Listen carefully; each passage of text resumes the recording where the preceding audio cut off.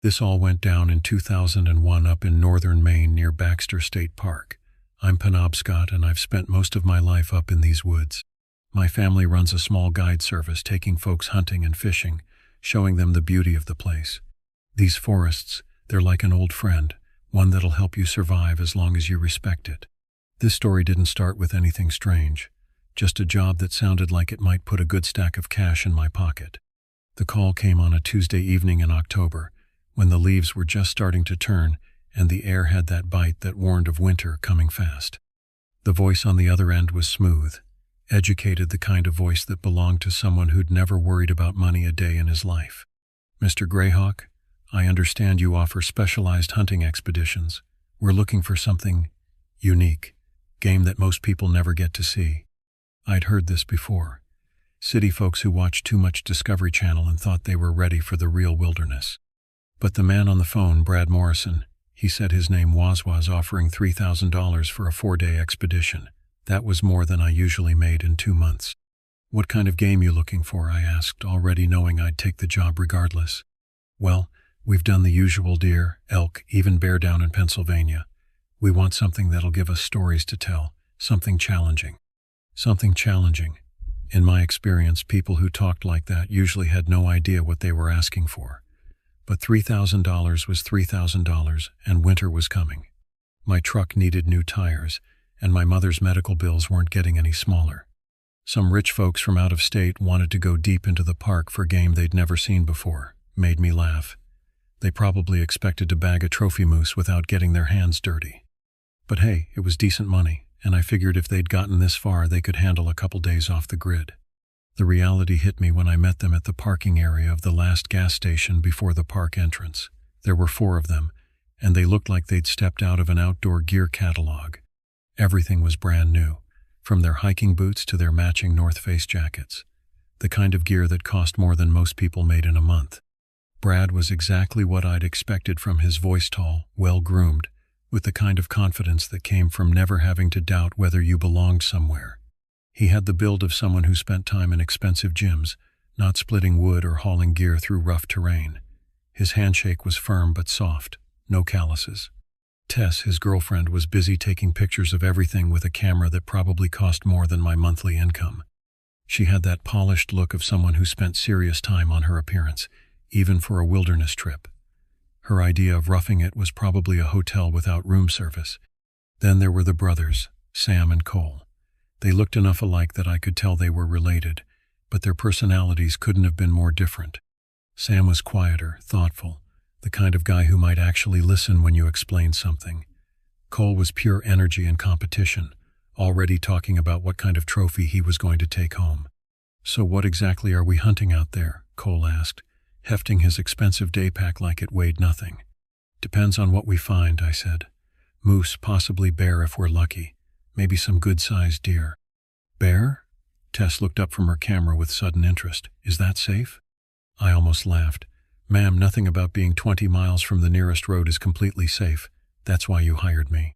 What struck me most was when I asked about firearms. All 4 of them just looked at each other and shrugged. "That's what we're paying you for," Sam said, half laughing. This kind of attitude, it spells trouble. I'd guided hunters who brought enough firepower to outfit a small militia, and I'd guided fishermen who were happy with whatever the lake decided to give them. But hunters who didn't bring their own weapons, that was a first. It meant they either had no idea what they were doing, or they expected me to do all the actual work while they posed for pictures. But I kept quiet, figuring I'd have enough work on my hands keeping them from getting lost. $3,000 bought a lot of patience. We spent the rest of that afternoon going over gear and basic safety protocols. I made them pack and repack their backpacks 3 times until they could do it without leaving essential items behind. I showed them how to use the GPS units I'd brought as backup, how to signal for help, and what to do if they got separated from the group. The most important thing, I told them as we stood around my truck in the parking lot, is to never, ever wander off alone. These woods are bigger than you think, and they're not forgiving to people who don't know them. Cole laughed. "Come on, how hard can it be? It's just trees and rocks." I looked at him for a long moment. "Mr. Morrison, I've been in these woods my whole life and they still surprise me. Respect them, and they might let you go home with a good story." Don't, and you might not go home at all." The humor drained from his face, and I saw a flicker of something that might have been understanding, or fear. Either one was better than the cocky attitude. We drove as far as the access road would take us, about 15 miles into the park, where I had arrangement with the rangers to leave vehicles for extended expeditions. From there, it would be boots and backpacks for the next 4 days. As I locked up the truck and shouldered my pack, I caught myself scanning the tree line out of habit. The forest was quiet in that way it gets in late afternoon, when the day animals have settled down and the night hunters haven't started moving yet. Everything looked normal, peaceful, even. I had no way of knowing that in 3 days, only one of us would make it back to this parking spot. We set out the next morning under a low gray sky that promised drizzle but held off for now. The forest was damp and smelled of pine and wet earth, the kind of smell that digs right into your bones and settles there. The first few hours went smoothly enough. My clients were in better shape than I'd expected, and they managed to keep pace without too much complaining. Tess kept stopping to take pictures, but at least she was quick about it. Sam asked good questions about tracking and animal behavior. Even Cole seemed to be taking things seriously now that we were actually in the wilderness. The trail we followed wasn't really a trail at all, just the path of least resistance through the trees. I'd been this way before, years ago, but not recently. The forest changes, trees fall, streams shift course, and what looks like solid ground one year can be swamp the next. That's why you always have to pay attention, always be reading the signs. About 3 hours in, we came to a small river, maybe 20 feet across and knee-deep at the crossing point I'd used before. The water was clear and cold, running fast enough to make a pleasant sound over the rocks. Perfect spot for a break. "This is beautiful," Tess said, immediately pulling out her camera. "The light on the water is perfect." While she composed her shots, I walked along the bank looking for the best crossing spot. The water level was lower than I remembered, probably because we hadn't had much rain in the past month. That was good, easier crossing, less chance of someone slipping and soaking their gear. That's when I noticed something strange. There were deep, wide prints in the mud on the bank, bigger than any moose or bear I'd ever seen. They looked like claw marks, but they were spaced too far apart for any animal I could think of. I knelt down to get a better look. The prints were fresh, maybe a day old at most. Each one was about the size of my outstretched hand, with 5 distinct claw marks that dug deep into the soft earth. The stride length was what really caught my attention. Whoever made these prints had been moving fast, covering ground in leaps rather than steps. "Find something interesting?" Sam had wandered over while I was examining the tracks. I kept my voice casual. "Just some old bear sign, nothing to worry about." But even as I said it, I knew these weren't bear tracks. Bears had 4 claws, not 5, and no bear I'd ever encountered had a stride this long. These prints belonged to something else entirely. I kept that observation to myself, though, not wanting to spook the crew on their first day. Part of being a good guide is knowing when to share information and when to keep your mouth shut. Panic doesn't help anyone in the wilderness, and these city folks were jumpy enough already. We crossed the river without incident, though Cole managed to slip on a wet rock and soak one boot. I made him change into dry socks. Immediately, wet feet in cold weather could lead to frostbite or worse. By the time we found a good spot to set up camp that night, a light rain had started to fall, just enough to make everything slick. The campsite was a small clearing about 100 yards from the river, sheltered by tall pines that would provide some protection from the weather. I'd camped here before and knew it was defensible, clear lines of sight in all directions, high ground that wouldn't flood if the rain got worse, and good access to water. I gave the group a crash course in basic survival: how to secure the food so it wouldn't attract animals, how to set up a tarp to stay dry, and what to do if they got separated from the group. "Most important thing is not to panic," I told them as we sat around a small fire I'd built in a ring of stones. "If you get lost, stay put and make noise. I'll find you. But if you start wandering around in the dark, you'll just get more lost." I didn't mention the prints by the river, but I kept my rifle loaded and within reach. Old habits from a lifetime in the woods. Better to be prepared for trouble you don't expect than caught off guard by something you should have seen coming. That first night was peaceful enough. Tess kept her phone out trying to get a signal to post some authentic camping content, while Sam and Cole argued over who could get the fire going faster. The sound of their voices and laughter should have been comforting, but something kept nagging at me, a feeling like we were being watched. I'd felt it before, that sensation of eyes on you when you're alone in the woods. Usually it was just a deer or a raccoon, curious about the strange smells and sounds humans brought with them. But this felt different, more focused, more intelligent. By the time we all turned in, I almost forgot about the tracks by the river. Almost. I woke up in the middle of the night, not to a noise, but to the sudden absence of sound. It was as if the forest had gone mute. No rustle of leaves in the wind, no call of night birds, no scurrying of small animals through the underbrush, just dead silence. The hairs on my neck stood up and I knew something was off. In 30 years of camping in these woods, I'd never experienced quiet this complete. Even in the deepest winter, there were always sounds, branches creaking, snow settling, the distant call of an owl. This was different. This was the kind of silence that meant every living thing in the area had found somewhere else to be. I slipped out of my sleeping bag as quietly as I could and reached for my rifle. The metal was cold against my hands and I could feel my heartbeat picking up as I eased the tent zipper down inch by inch. Outside, the rain had stopped, but the air was thick with mist that made it hard to see more than a few feet in any direction. I slipped out of my tent, rifle in hand, and scanned the dark forest. The fire had burned down to glowing coals that provided just enough light to see the other tents. Everything looked normal, but that feeling of being watched was stronger than ever. A faint, sickly sweet smell drifted on the breeze, like something rotting. It was subtle at first, just a hint of decay mixed with the clean scent of rain-washed pine. But as I stood there in the mist, it grew stronger, more distinct. It smelled like death. I'd smelled it before, when I'd found deer that had been killed by coyotes or bears and left to rot in the summer heat. But this was different, fresher, but somehow more wrong. Like whatever had died hadn't died naturally. My gut told me to get everyone moving by sunrise.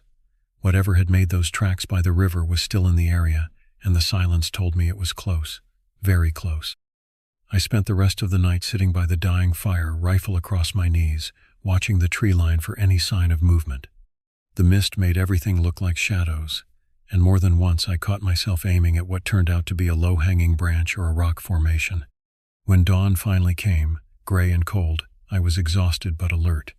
The others started stirring around 6, grumbling about the dampness and the cold. I started coffee and began breaking down my gear, eager to get moving. "Sleep well?" Sam asked as he emerged from his tent, hair sticking up in all directions. "Like a baby," I lied. "How about you folks? Ready for some serious hunting today?" But even as I tried to maintain a cheerful facade, that smell lingered in the air, and when I looked toward the tree line where it seemed strongest, I could swear I saw something move among the shadows. Something that didn't belong in these woods. At dawn, as I packed up, Tess was gone. I noticed it when I went to wake everyone for coffee. 3 tents when there should have been 4. Tess's bright blue tent was empty, her sleeping bag cold to the touch. Her backpack was still there, her expensive camera sitting on top of her personal items, but she was nowhere to be seen. "Tess," Brad called out when I told him. His voice echoed through the trees, but there was no answer. "Tess." The guys thought she'd wandered off to find a spot to take pictures, but I knew better. Nobody in their right mind wandered away from camp before dawn in unfamiliar woods, not alone. Not without telling anyone. "She probably just went to find some privacy," Cole suggested, but his voice lacked conviction. "You know, morning routine and all that." I was already checking the ground around her tent for tracks. The soft earth held footprints well, and I could see where her boots had headed toward the edge of the clearing. The prints were clear for about 20 feet. Then they just stopped. Not like she'd stepped onto harder ground where tracks wouldn't show.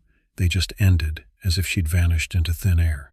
But the ground around that last print was disturbed, scuffed up like there had been some kind of struggle. "We need to find her," Brad said, and I could hear the panic starting to creep into his voice.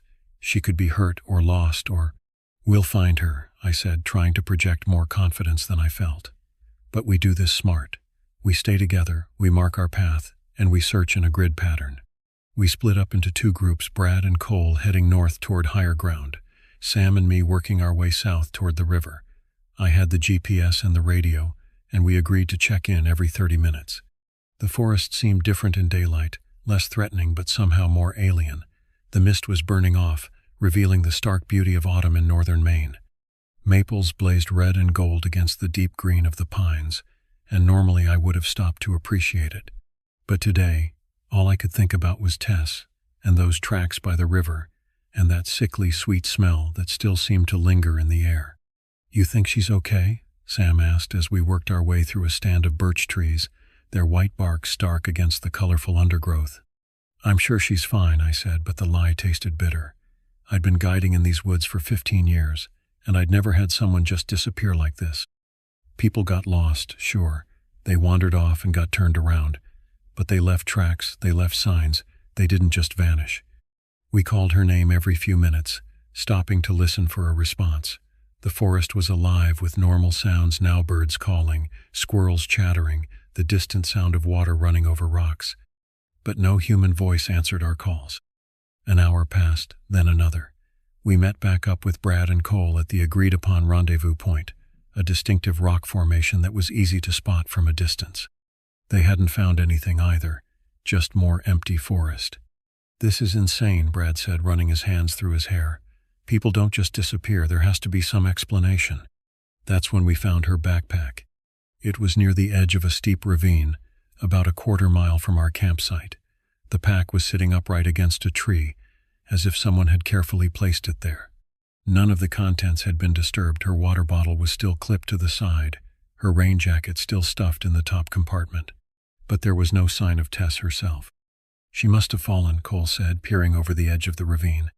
It was maybe 30 feet deep, with loose rocks and scrub brush clinging to the sides. "Maybe she's down there, hurt, unable to call for help." I rappelled down using rope from my pack, but the bottom of the ravine was empty except for some old fallen logs and a trickle of water. No body, no blood, no sign that anyone had ever been there. By the time I climbed back up, the guys were starting to panic. Brad was pacing back and forth, muttering about calling for help. Cole was checking his phone every few seconds, even though we both knew there was no signal this far into the wilderness. "We need to get back to civilization," I decided. "Report this to the rangers. Get a proper search team out here." I decided it was time to break camp and head back. The fun was over, and we all knew it. Whatever had happened to Tess, we weren't equipped to handle it on our own. As we trekked toward the main trail, Sam began to act strange. He kept looking around, muttering under his breath, like he was seeing things that weren't there. At one point, he stopped dead in his tracks and stared at something in the distance. "What is it?" I asked, following his gaze. I saw nothing but trees and shadows, the normal play of light and dark that filled any forest. "I thought I saw." He shook his head. "Never mind, just thought I saw something moving out there." His face was pale, and he wouldn't tell us what he'd seen. But I noticed he kept his hand on the bear spray I'd given him, and he kept glancing over his shoulder as we walked. The trail back to civilization should have been straightforward, a 6-hour hike through familiar territory to the access road where we'd left my truck. But about an hour into our trek, we stumbled upon something that made all of us stop dead in our tracks. Not more than an hour from where we'd camped, we found a heap of something near the trail. It was the half-eaten carcass of a deer, its torso ripped open as if something had feasted on it and left the rest for later. But this wasn't the clean work of wolves or coyotes. The deer had been torn apart with brutal efficiency, its ribcage cracked open like someone had used a can opener. The meat had been stripped from the bones in long, deliberate tiers, and the organs were scattered in a rough circle around the carcass. Sam gagged and Cole swore, backing up into a tree. Even I had to fight down the urge to vomit. I'd seen animal kills before, but nothing like this. This looked less like feeding and more like experimentation. I scanned the ground looking for tracks, and sure enough, those same wide, deep claw marks were there, surrounding the carcass like the creature had circled its prey before attacking. But there were other marks, 2 long gouges in the earth, that suggested the deer had been dragged here from somewhere else. The fear hit me then, sharp and clear. I'd hunted in these woods my whole life, but I'd never seen anything that could tear a deer apart like that and leave the leftovers lying around. Whatever it wasn't hunting to eat, it was hunting to kill. "What could do something like that?" Brad asked, his voice barely above a whisper. I didn't answer because I didn't have an answer. Bears were powerful enough to kill a deer, but they didn't waste meat like this. Mountain lions were efficient killers, but they didn't have claws big enough to make those marks in the ground. And wolves hunted in packs, taking what they needed and leaving the rest for scavengers. This was something else entirely. "We need to keep moving," I said, trying to keep my voice steady. Whatever did this might still be in the area. We moved quickly after that, but the forest felt like it was closing in on us. The trees seemed to huddle together, casting shadows that made the daylight feel thin and weak. Every snap of a twig or rustle of a branch made us jump, and I found myself constantly checking over my shoulder. The normal sounds of the forest bird calls, rustling leaves, the distant chatter of squirrels seemed muted now, as if nature itself was holding its breath. Even the wind felt different, carrying scents that didn't belong. That sweet, rotting smell I'd noticed the night before, now stronger and more persistent. It was Cole who cracked first. We'd been walking for maybe 2 hours when he suddenly stopped, head cocked like he was listening to something the rest of us couldn't hear. "Do you hear that?" he asked, his voice tight with stress. We all stopped, straining to listen. The forest was quiet except for the usual background noise wind in the branches, the distant sound of running water. "I don't hear anything," Sam said. But Cole was already shaking his head. "No, listen, someone's calling. It's Tess. She's calling for help." I listened harder, but all I heard was the wind. "Cole, there's nobody." "There," he said, pointing toward a thick stand of pines to our left. "She's over there. She's hurt." And before any of us could stop him, he was crashing through the underbrush, shouting Tess's name at the top of his lungs. "Cole, wait." I called after him, but he was already disappearing into the trees. Brad went after him, leaving Sam and me alone on the trail. I should have kept us all together, should have made them stay put, but the panic was contagious now. In the space of 24 hours, we'd gone from a simple hunting expedition to a search and rescue operation. It was only a few minutes before we heard them screaming. I ran toward the sound, rifle ready, and Sam stumbled behind me, breathing heavily. The screaming came from deeper in the woods, where the pine trees grew so thick that almost no sunlight reached the ground. It was the kind of place where sound got swallowed up and directions became meaningless. When we reached them, I froze. Brad was on his back, blood soaking his shirt, his face twisted in a frozen scream. His eyes were wide open, staring at nothing, and his mouth was locked in that final expression of terror. But it was the way he'd been killed that made my blood run cold. 3 parallel gashes ran from his collarbone to his stomach, too deep and too clean to have been made by any animal claw I knew. His chest had been opened up like he was being prepared for surgery, with surgical precision but savage brutality. There was too much blood, spread in patterns that suggested he'd been moved after the killing. Cole was nowhere to be seen, but the trees were smeared with something dark and wet, a path of broken branches leading deeper into the woods, like something large had dragged him away. The trail was easy to follow. Whatever had taken Cole wasn't trying to hide its tracks. Sam was already bolting back toward the trail before I could say anything. I didn't stop him. Cowardly or not, he had the right idea. We were out of our depth here, facing something that none of us understood. I followed him, keeping an eye on the trail behind us, rifle up, heart hammering in my chest. Every shadow looked like a threat now, every sound like an approaching predator. The rational part of my mind kept trying to find logical explanations, maybe a bear, maybe wolves, maybe some kind of accident, but the evidence didn't support any of those theories. This was something else, something that killed for reasons I couldn't understand. By the time we caught up to Sam, he was crouched over his backpack near where we'd found the deer carcass, talking to himself. His words didn't make sense, something about shadows and eyes watching from the trees, something about things that shouldn't exist. "Sam," I said, trying to keep my voice calm, "we need to keep moving. We need to get out of here." He looked up at me with wild eyes. "You saw it too, didn't you? Back there, in the trees. It was watching us." I hadn't seen anything, but that didn't mean it wasn't there. "I need you to pull it together," I told him, grabbing him by the shoulders. "We're getting out of here, but I need you to stay focused." He nodded, but I could see he was barely holding it together. The confident businessman who'd arrived yesterday was gone, replaced by someone who'd seen too much and understood too little. We heard a snap from the tree line. Something was moving. The steps were heavy and slow, deliberate, like whatever was making them wanted us to know it was there, like it was daring us to look. I turned and caught a glimpse of it through the trees, a hulking, twisted shape, low to the ground, with limbs too long and thin for any animal I'd seen.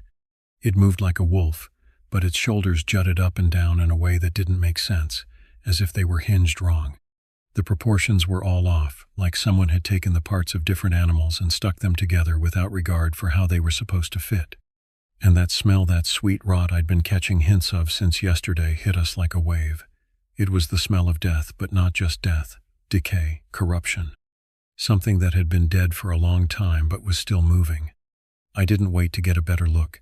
I fired a shot, hoping to scare it off, the sound echoing through the trees like thunder. For a second the creature stopped, tilting its head as if sizing me up. In that moment I got a clear look at its face. It wasn't the face of any animal I'd ever seen. The eyes were too intelligent, too calculating. They held a kind of malevolent awareness that made my skin crawl. This thing knew exactly what it was doing, and it was enjoying it. Then it lunged forward, covering more ground in one leap than any bear or mountain lion could. I grabbed Sam by the arm and yanked him toward the river, hoping the water would give us some kind of barrier. "Run!" I shouted, but Sam was already moving, crashing through the underbrush with the kind of desperate energy that only comes from pure terror. We scrambled down the bank, slipping on the rocks, but the creature was faster. It hit Sam first, moving with liquid grace that shouldn't have been possible for something that size. Its jaws closed around his leg with a crunch that echoed over the river, the sound of bones breaking. Sam screamed, a sound I'll never forget. It was the sound of someone who knew they were about to die and couldn't do anything to stop it. I raised my rifle, but Sam and the creature were too close together. One wrong shot and I'd hit him instead of it. He screamed again, and I knew I couldn't save him, not without getting both of us killed. The creature was already dragging him back up the bank, moving with terrifying efficiency. I had maybe 5 seconds before it came back for me. I ran, hearing Sam's screams echo through the forest as I splashed through the shallows. The water felt cold, numbing, and every step felt like I was moving through quicksand. Behind me, the screaming stopped abruptly, cut off in a way that told me everything I needed to know about Sam's fate. When I dared to look back, the creature was dragging Sam's limp body back up the bank, its head swiveling toward me as if it knew I was next. Those intelligent eyes met mine across the water, and I saw something that chilled me to the bone. It was smiling. Not the way humans smile, but the way a predator smiles when it knows the hunt is almost over, like it was savoring the moment, drawing out the experience for its own enjoyment. By some miracle, I reached the other side and scrambled up the bank. I didn't stop running until my lungs felt like they were going to burst and my legs were shaking with exhaustion. The trees thinned out ahead of me, and I could see the dirt road that led to the ranger station. I burst through the tree line like a man possessed, gasping for breath and barely able to stand. The road was empty, but I could see the ranger station about a mile away, a small brown building that looked like the most beautiful thing I'd ever seen. I didn't stop running until I hit the front door. I burst inside the ranger station, panting, barely able to string together a coherent sentence. The ranger on duty, a middle-aged woman with kind eyes and steady hands, took one look at me and knew something terrible had happened. "Sir, you need to sit down," she said, guiding me to a chair. "What's your name? Are you injured?" "Elias Greyhawk," I managed to gasp out. "Guide service, 4 clients, they're dead, something in the woods, something killed them." She handed me a cup of water and got on the radio immediately, calling for backup and a search team. Her questions were professional, methodical. How many people? Where did this happen? What kind of injuries? But how do you explain something you don't understand yourself? How do you tell trained professionals that you saw something that shouldn't exist? "It wasn't a bear," I kept saying. "It wasn't anything natural." They understood enough to send a team out. Within 2 hours, there were rangers, state police, and even a helicopter sweeping the area where we'd been camping. They found pieces of our camp, bits of torn fabric, shattered gear, and bloodstains that trailed into the woods like breadcrumbs. Brad's body was recovered first, exactly where I'd left him, his face still frozen in that final expression of terror. The medical examiner would later describe his wounds as inconsistent with known animal attack patterns, but that was as far as official reports were willing to go. Sam's body was never recovered, nor was Tess's. The search teams found more blood, more tracks, more signs of violence, but no remains. It was as if the forest had simply swallowed them up. Cole's body was found 3 days later, about 2 miles from where I'd last seen him. What was left of him was buried under a pile of leaves not far from the river, but he was barely recognizable. The same surgical precision that had killed Brad, but with even more time taken, more care. Like whatever did it was learning, experimenting, getting better at its work. The authorities chalked it up to a bear attack, despite the evidence that pointed to something else entirely. Bears were a known quantity, something they could put in their reports and file away. What I'd seen didn't fit into their world, so they ignored it. But I knew better. What I saw that day wasn't any animal we knew about. I spent weeks trying to understand what had happened, reading everything I could find about animal attacks, about predator behavior, about anything that might explain those tracks and that smell and those two intelligent eyes. The official reports were useless, full of bureaucratic language that danced around the truth without ever acknowledging it. So I did some digging on my own. I talked to other guides, to old-timers who'd spent their whole lives in these woods. I visited tribal elders who remembered stories their grandparents had told them. I searched through historical records and newspaper archives, looking for any pattern, any explanation. That's when I found the other stories. Going back more than a century, there were reports of disappearances in the northern Maine woods, hunters and trappers who went into the forest and never came out, search parties that found evidence of violence but no bodies, survivors who spoke of something in the woods that defied explanation. The stories were scattered across decades, filed away in different jurisdictions, written off as accidents or animal attacks or simply unsolved mysteries. But when you put them together, a pattern emerged. Every few years, something would come down from the deep woods and hunt humans for sport. The older Penobscot stories were even more specific. They had a name for it. Chinua, cannibalistic creature that had once been human but had lost its humanity through acts of violence and consumption of human flesh. But over time, the stories had changed, evolved, become more specific. The elders I talked to had a different name, one that made my blood run cold when I first heard it: Sale, the silent stalker. It's not an animal, old Joseph Pinawa told me when I visited him at his home on the reservation. He was 93 years old, one of the last speakers of the old language, and his eyes held the weight of stories passed down through generations. My grandfather saw it once, during the winter of 1924, tracked a hunting party for 3 days before it struck, killed them one by one, but not for food, for sport, for the pleasure of the hunt. He leaned forward in his chair, his voice dropping to a whisper. It learns, you see. Each kill teaches it something new about how we think, how we react, how we fear. It's not just hunting our bodies, it's hunting our minds. What is it? I asked. Joseph was quiet for a long time, staring out the window at the forest that stretched endlessly toward the horizon. Something that was human once, maybe. Something that crossed a line it shouldn't have crossed and can't find its way back. The old stories say it lives in the deepest parts of the forest, where no human foot has ever stepped. But every few years it gets hungry, not for meat, for the hunt itself. How do you stop something like that? He looked at me with eyes that had seen too much. You don't stop it. You survive it, if you're lucky. You respect the forest, you listen to the warnings, and you never, ever hunt alone in the deep woods. The official investigation was closed after 6 months. 3 deaths attributed to animal attack, 2 missing persons presumed dead. Case files stored away in bureaucratic filing cabinets, forgotten by everyone except the families of the victims. But I couldn't forget. Every time I went into the woods after that, and I did go back, because guiding was my livelihood and the forest was my home, I felt those eyes watching me. Not every time, not in every part of the woods, but in the deep places, the old places where human footprints were rare and the trees grew thick enough to block out the sun. I changed how I worked after that. No more deep wilderness expeditions, no more multi-day camping trips in remote areas. I stuck to day trips, established trails, places where cell phones worked and help was never more than a few hours away. Other guides thought I'd lost my nerve, and maybe I had. But I was alive, which was more than I could say for Brad and Tess and Sam and Cole.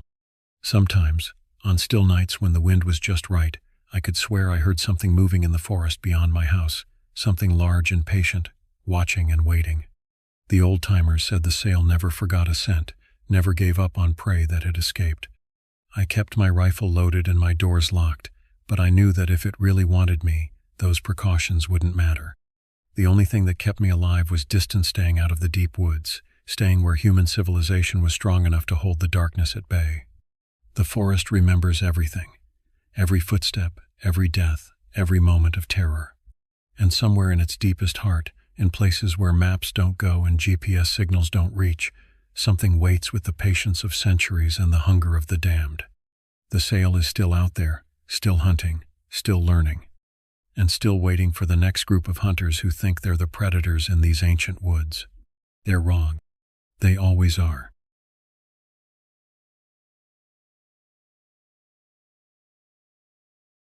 This happened to me on June 19, 2008, outside a little town called Willow Creek, nestled in the vast Trinity Alps of Northern California. I've been a deputy for Humboldt County Sheriff's Department for just over 5 years, mostly dealing with low-level stuff, bar brawls, traffic stops, that kind of thing. People around here like quiet lives. Some grow a little weed on the side, but it's mostly a live and let live situation. My name's Doug Carter. The morning started like any other in our sleepy corner of Northern California. The marine layer hung low over the redwoods, creating an almost ethereal mist that clung to the forest canopy like something from a dream. I'd grown up here, knew these woods like the back of my hand, and had always found comfort in their ancient silence. That morning, I had no idea how dramatically that relationship would change. My shift started slow, as most did. I grabbed my usual coffee from Myrtle's Diner on Main Street, the ceramic mug warm against my palm as I settled into the familiar ritual of small-town morning gossip. Myrtle herself emerged from behind the counter, her gray hair pulled back in the same practical bun she'd worn for decades. She was a staple around these parts, been slinging pancakes and refilling coffee cups for as long as I could remember. "Morning, Doug," she said, already reaching for the coffee pot. "You hear about the Henderson boy getting into Berkeley?" His mama's beside herself with pride. This morning, like every other, she updated me on all the local gossip while I nursed my coffee and tried to wake up fully.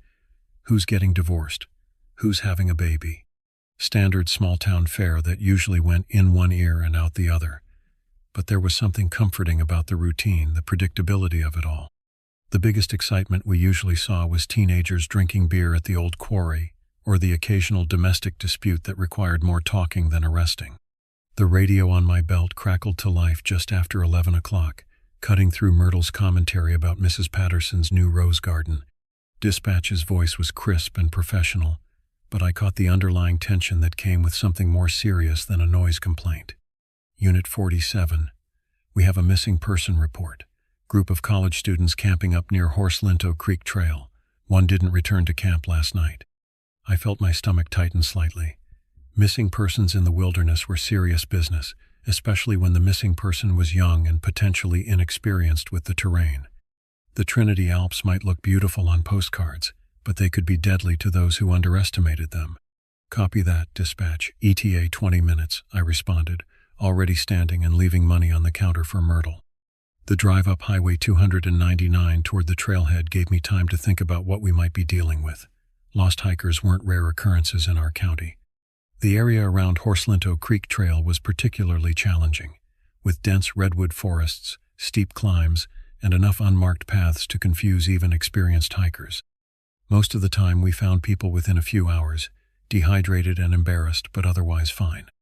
But something about this call felt different. Maybe it was the timing, who goes missing at night in terrain like that. Or maybe it was the way dispatch had sounded, like there was more to the story than they were letting on over the radio. The trailhead parking area came into view as I rounded a bend in the mountain road. 2 other county vehicles were already there, and I felt a mixture of relief and apprehension. Backup was good, but their presence confirmed this wasn't going to be a simple matter of calling out until someone answered. I loaded up the cruiser with additional supplies, first aid kit, water bottles, emergency blankets, and some basic survival gear. The morning mist was starting to burn off, but the temperature in the deep forest would remain cool even as the day heated up. If we found our missing person injured or hypothermic, we'd need to be prepared. Jackson was waiting for me at the trail entrance, his seasoned frame leaning against his patrol car while he studied a topographic map. He was a veteran with over 15 years on the force, distinguished by his bushy mustache and booming voice that could either comfort a victim or intimidate a suspect, depending on the situation. Beside him stood Morales, our newest addition to the department, fresh out of the academy with the eager energy of someone who still believed every call might be the one that mattered. "What do we know?" I asked, checking my gear one final time. Jackson's expression was grim as he folded the map. College kids from UC Davis, here for a long weekend camping trip, 4 of them total. The missing girl, Sarah Martinez, 21 years old, went off by herself yesterday evening around 6. Said she wanted to get some photos of the sunset from higher up the ridge. When did they realize she was gone? This morning around 8. They figured she'd come back after dark and was sleeping in, but when they went to wake her up, Jackson shrugged. Empty tent. Morales chimed in, consulting his notebook with the thoroughness of someone still proving himself. No cell service up here, so they hiked back down to the road and flagged down a park ranger around 9:30. Ranger called us. I nodded, feeling the familiar weight of responsibility settling on my shoulders. 21 years old. Someone's daughter, probably someone's girlfriend. The longer she was out there, the more dangerous the situation became. The 3 college students who remained were huddled around a smoldering campfire about a quarter-mile up the trail, their faces streaked with tears, exhaustion, and what looked like sleepless worry. They had the rumpled appearance of people who'd spent the night awake, probably calling their friend's name into the darkness and jumping at every sound the forest made in response. The one who seemed to be taking charge was a tall, lanky guy named Brian. His hands moved constantly as he talked, gesturing wildly while describing Sarah's disappearance for what was probably the 20th time. He was frantic, his voice cracking with guilt and fear. She just wanted better light for her photography, he said, running his hands through his already disheveled hair. Sarah's really into that stuff, you know. Always looking for the perfect shot. We were setting up camp, and she said she'd be back before dark. His girlfriend, a petite blonde whose name I learned was Juniper, sat clutching Sarah's abandoned backpack against her chest like a lifeline. Tears had carved clean tracks through the dirt on her cheeks, and she rocked slightly as she stared into the dying embers of their fire. We should have gone with her, Jennifer whispered. We should have made her wait until morning. The 3rd member of their group, a quiet guy named Marcus, hadn't said much of anything. He sat apart from the others, staring up at the ridge where Sarah had disappeared as if he could will her to reappear through sheer concentration. I knelt down beside the group, keeping my voice calm and professional. We're going to find her, but I need you to tell me exactly where she was headed. Did she mention any specific viewpoint or landmark? Brian pointed toward the steep slope that rose above their campsite. She went up that way, following what looked like a deer path. Said there was supposed to be a good overlook about half a mile up where you can see the whole valley. I followed his gesture with my eyes, taking in the terrain. The area where Sarah had vanished was challenging but not impossible. Trees grew close together, their massive trunks creating a maze of shadows even in daylight. Sunlight barely filtered through the dense canopy, creating an environment where it would be easy to become disoriented, especially as evening approached. Has anyone heard from her at all since yesterday? Any sounds, calls for help, anything? The 3 friends exchanged glances before shaking their heads. Jennifer spoke up, her voice barely above a whisper. We called for her all night. Took turns walking up the trail with flashlights, but she trailed off, clutching the backpack tighter. Jackson approached our group after conducting his own survey of the area. I've radioed for additional units and search and rescue, but they won't be here for at least 2 hours. We need to get started now. I stood, checking my radio and adjusting my duty belt. All right, here's what we're going to do. You 3 need to stay here at camp. If Sarah comes back on her own, someone needs to be here, and we need a central location for coordination. Jackson, Morales, and I will start a grid search up the slope. I want to help, Brian said, standing quickly. I know these trails, and I know Sarah. I can. The best way you can help is by staying put. I interrupted firmly but kindly. We're trained for this, and the last thing we need is another missing person. Jackson was already spreading out the topographic map on a flat rock near the fire. Standard search pattern, he announced, tracing lines with his finger. We'll spread out about 50 yards apart and work our way up the slope. Stay in radio contact every 15 minutes, and if anybody finds anything at all, call it in immediately. I could see the logic in his approach, but something about the terrain made me uneasy. The forest was dense enough that 50 yards might as well be 50 miles once you lost sight of each other. And if Sarah had gotten into real trouble, injured, trapped, or worse, she might not be able to respond to our calls even if we passed close by. Morales looked nervous but determined as he checked his equipment one final time. This was probably the most serious call he'd responded to since joining the department, and I could see him running through his training in his head, trying to remember everything he'd learned about wilderness search and rescue. "Remember," Jackson added, "watch your footing. These slopes can be tricky, and the ground's still damp from the marine layer. A twisted ankle won't help anybody." As we prepared to enter the forest, I took one last look at the 3 college students around their campfire. They looked so young, so vulnerable, sitting there in their outdoor gear that was probably bought specifically for this trip. This was supposed to be an adventure, a fun getaway before summer classes or internships. Instead, it had become a nightmare that would probably haunt them for the rest of their lives, regardless of how things turned out. The forest seemed to swallow us as soon as we left the established trail. The temperature dropped noticeably under the canopy, and the quality of light changed from the warm morning sun to something cooler and more diffuse.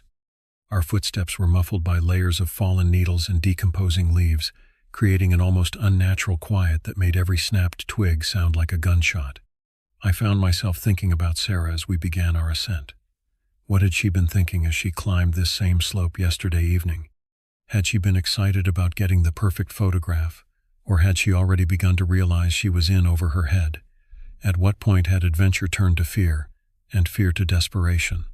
The questions followed me into the woods, unanswered and increasingly urgent with each step we took away from the safety of the established trail. Hours passed as we methodically worked our way up the steep terrain. My shirt began sticking to my skin, sweat mingling with the mosquito repellent I'd applied before entering the forest. The physical exertion of climbing while constantly scanning for any sign of Sarah was exhausting, but it was the mental strain that really wore me down. Every rustle in the undergrowth, every snapped twig, every play of shadow and light sent my heart racing, thinking it might be our missing hiker. The forest around Horselinto Creek was ancient and primeval, with redwoods that had stood for centuries creating a cathedral-like canopy high above our heads. Shafts of sunlight occasionally broke through, illuminating patches of ferns and undergrowth in an almost magical way. Under different circumstances, I might have appreciated the beauty of the place. Today, it felt oppressive and threatening, full of hidden dangers and dark possibilities. My radio crackled periodically with check-ins from Jackson and Morales. Sector 2, nothing yet. Sector 3, found an old fire ring but no recent activity. Each negative report added to my growing anxiety. Sarah had been missing for over 18 hours now. In wilderness survival situations, the first 24 hours were critical. After that, the chances of finding someone alive dropped dramatically. We found scattered evidence of human passagia, few footprints in softer soil, a broken branch at about shoulder height, some scuff marks on rocks where someone had pulled themselves up a particularly steep section. But nothing definitive, nothing that screamed, Sarah was here, in a way that would allow us to narrow our search. The undergrowth grew thicker as we climbed higher, forcing us to push through tangles of ferns, manzanita, and young redwood shoots. Thorns caught at my uniform, and more than once I had to stop to untangle myself from particularly aggressive vegetation. The forest seemed to be actively resisting our progress, as if it wanted to keep its secrets hidden. Around 2 o'clock, my radio squawked with Morales' voice, higher and more urgent than his previous check-ins. "I've got something over here. You guys need to see this." Jackson and I immediately changed direction, crashing through the underbrush toward Morales' last known position. I could hear him before I saw him, talking rapidly into his radio and giving landmarks to help us find him. When I finally spotted his olive-green uniform through the trees, he was standing perfectly still, staring down at something on the ground. "What is it?" Jackson called out as we approached. Morales looked up at us, his face pale beneath his tan. "Sarah's camera," he said simply. I felt my stomach drop as I looked down at what had caught Morales' attention. In a small clearing surrounded by towering redwoods, Sarah's digital camera lay in pieces. The lens was cracked, the body was dented, and the LCD screen was completely shattered. It looked like it had been deliberately destroyed rather than accidentally dropped. Jackson knelt down beside the broken equipment, careful not to disturb anything else in the immediate area. "This didn't happen from a fall," he said grimly, holding up a piece of the camera body. "Look at these impact marks. Something crushed this thing." I picked up another fragment, my fingers brushing over a dark, sticky substance that coated part of the camera's strap. The color was unmistakable, and the smell that rose from it made my mouth go dry with fear. "Blood," I said quietly, though all 3 of us had already reached the same conclusion. We exchanged uneasy glances, the implications of our discovery settling over us like a cold fog. Lost hikers were one thing, but this suggested something much more sinister had happened to Sarah. The camera hadn't just been dropped or damaged in a fall. It had been destroyed, violently and deliberately. Jackson stood up slowly, his hand instinctively moving to rest on the grip of his service weapon. "This changes things," he said, though we all knew that already. "We need to call for backup, get search and rescue out here immediately." But even as he reached for his radio, my eyes were already following a trail of crimson drops that led away from where the camera had been found. The blood wasn't pooled in one place like it would be from a single injury. Instead, it formed a scattered pattern leading deeper into the woods, toward areas where the canopy grew so thick that even midday sun couldn't penetrate. "Look," I said, pointing toward the trail. "She was moved, or she was moving."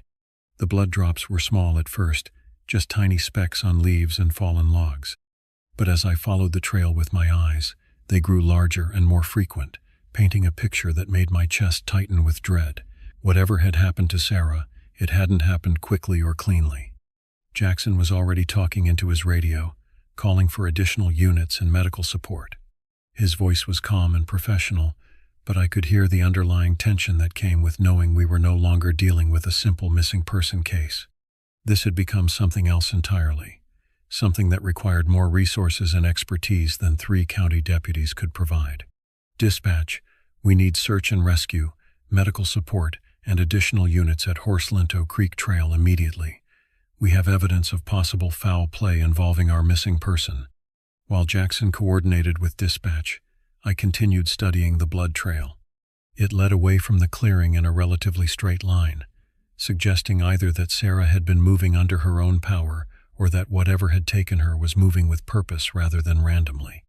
The drops were spaced about 2 to 3 feet apart, consistent with someone walking or being dragged at a normal pace. Morales had taken out his camera and was documenting the scene, photographing the destroyed equipment and the blood evidence from multiple angles.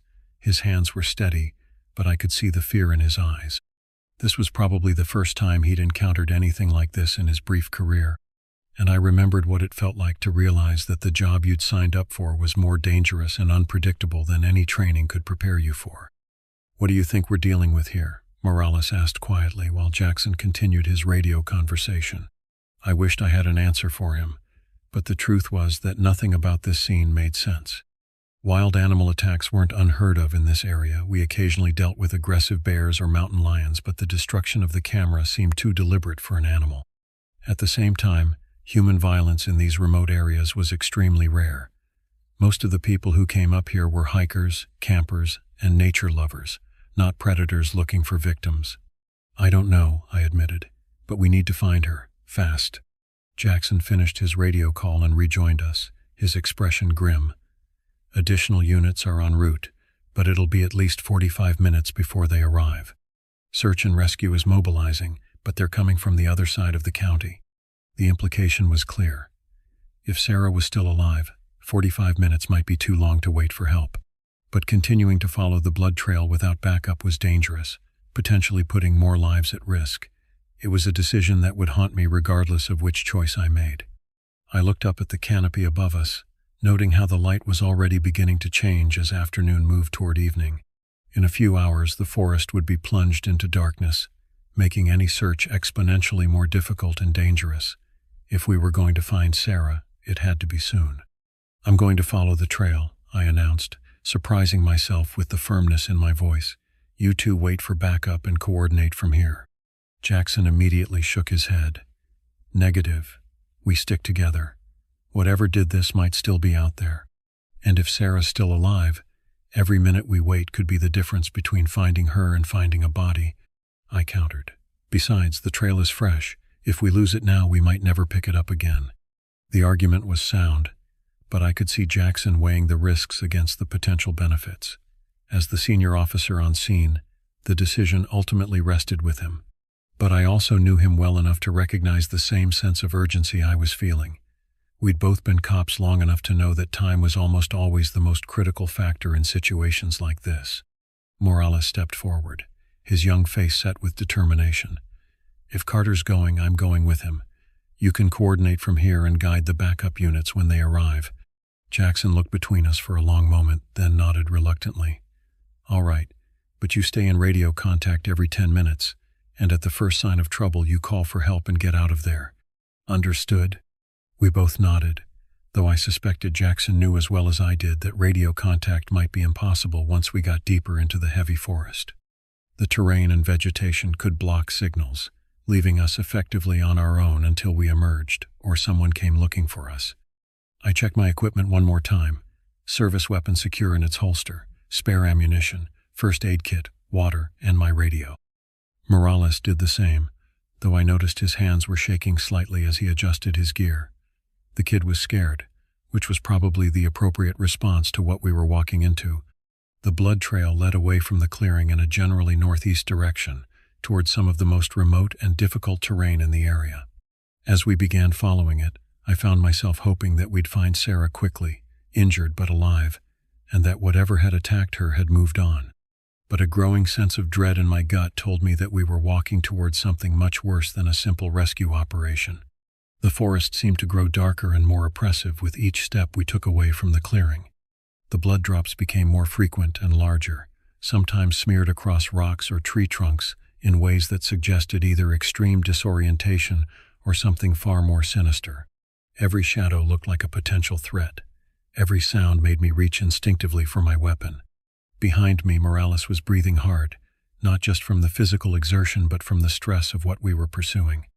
I found myself thinking about his family, wondering if he had a wife or girlfriend who would worry if he didn't come home that night. The thought made me more determined to keep us both safe while still doing everything possible to find Sarah. The trail was leading us into terrain that few people ever visited, places where the forest was so dense and the terrain so difficult that even experienced hikers avoided them. It was the kind of wilderness where you could disappear completely, where search teams might never find you even if they knew exactly where to look. As the blood trail grew fresher and more pronounced, I began to realize that we were getting close to whatever we were tracking. The drops were no longer dried and brown but still red and wet, catching the filtered sunlight like tiny rubies scattered through the undergrowth. Somewhere ahead of us, in the deepest part of the forest, Sarah was waiting. Whether she was alive or dead, whether she was alone or with whatever had taken her, we were about to find out. The scent hit me first, a mixture of iron and something else, something wild and musky that I couldn't immediately identify. It was a smell that didn't belong in these forests, at least not anything I'd encountered in my 5 years patrolling these mountains. The blood trail had grown heavier as we progressed, no longer just drops but actual smears across tree trunks and rocks, as if someone or something had been supporting itself against them while moving. Morales was close behind me, his breathing audible in the oppressive quiet of the deep forest. We'd been following the trail for nearly an hour, moving deeper into terrain that felt increasingly alien despite my familiarity with the area. The trees here were older, larger, their massive trunks creating a maze of shadows that seemed to shift and move even when there was no wind. "Carter," Morales whispered, his voice tight with tension. "You smell that?" I nodded, not trusting my voice. The smell was getting stronger, and with it came a sound that made the hair on my arms stand up, a soft whimpering, barely audible above the natural sounds of the forest. It was distinctly human, distinctly female, and filled with a kind of desperation that made my chest tighten with urgency. "Sarah?" I called out, keeping my voice low but hoping it would carry. "Sarah, if you can hear me, we're here to help. We're police officers." The whimpering stopped abruptly, replaced by a silence so complete it felt unnatural.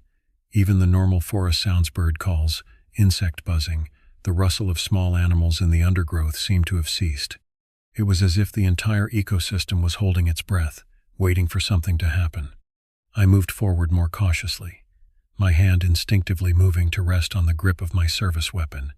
Every instinct I'd developed over 5 years of police work was screaming that something was wrong, that we were walking into a situation that training hadn't prepared us for.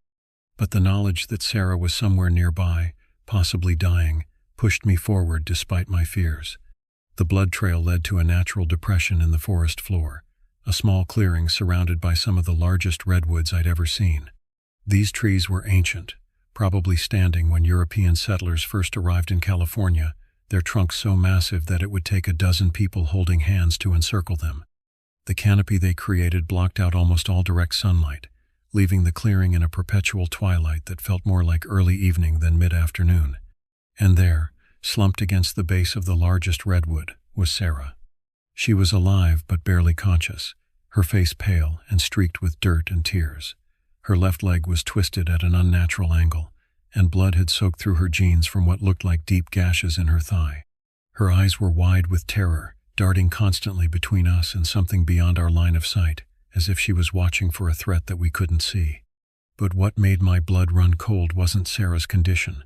As serious as it was what was standing over her. The creature was massive, easily 7 feet tall even in its current crouched position. Its body was covered in coarse, dark fur that seemed to absorb what little light filtered into the clearing, making it appear more shadow than substance. Its build was humanoid but wrong, with arms that hung too long and muscles that bulged in proportions that shouldn't exist in nature. But it was the head that truly terrified me, vaguely canine but elongated and cruel, with a muzzle that was stained dark with what I knew had to be Sarah's blood. Its eyes were the worst part. They weren't the simple, instinct-driven eyes of an animal. There was intelligence there, a calculating awareness that studied me with the same intensity I was studying it. It knew I was a threat, knew what the weapon on my hip could do, and was deciding how to respond to my presence. Time seemed to stretch as we stared at each other across the small clearing.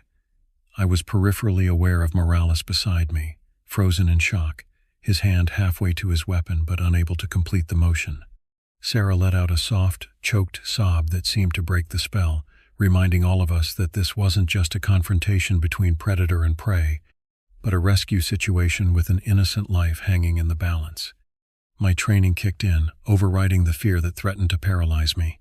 "Get away from her," I shouted, finally drawing my weapon and leveling it at the creature's center mass. "Back off, now." The creature tilted its head slightly, a gesture that was disturbingly human-like in its curiosity. It studied my weapon with those unnerving eyes, and I had the distinct impression it was calculating whether I represented a real threat or just another obstacle to be overcome.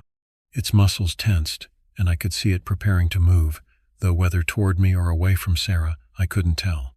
"Carter," Morales whispered beside me, his voice barely audible. "What the hell is that thing?" I didn't have an answer for him. In 5 years of patrolling these mountains, I'd encountered bears, mountain lions, and every other predator native to Northern California. This was something else entirely. Something that shouldn't exist according to everything I knew about the natural world. But it was real, it was dangerous, and it was standing between us and a victim who desperately needed medical attention. Sarah's eyes focused on me for the first time since we'd entered the clearing. "Help me," she whispered, her voice barely a breath. "Please, it's been watching me for hours." The creature's head snapped towards Sarah at the sound of her voice, and I saw its muscles bunch as if preparing to strike.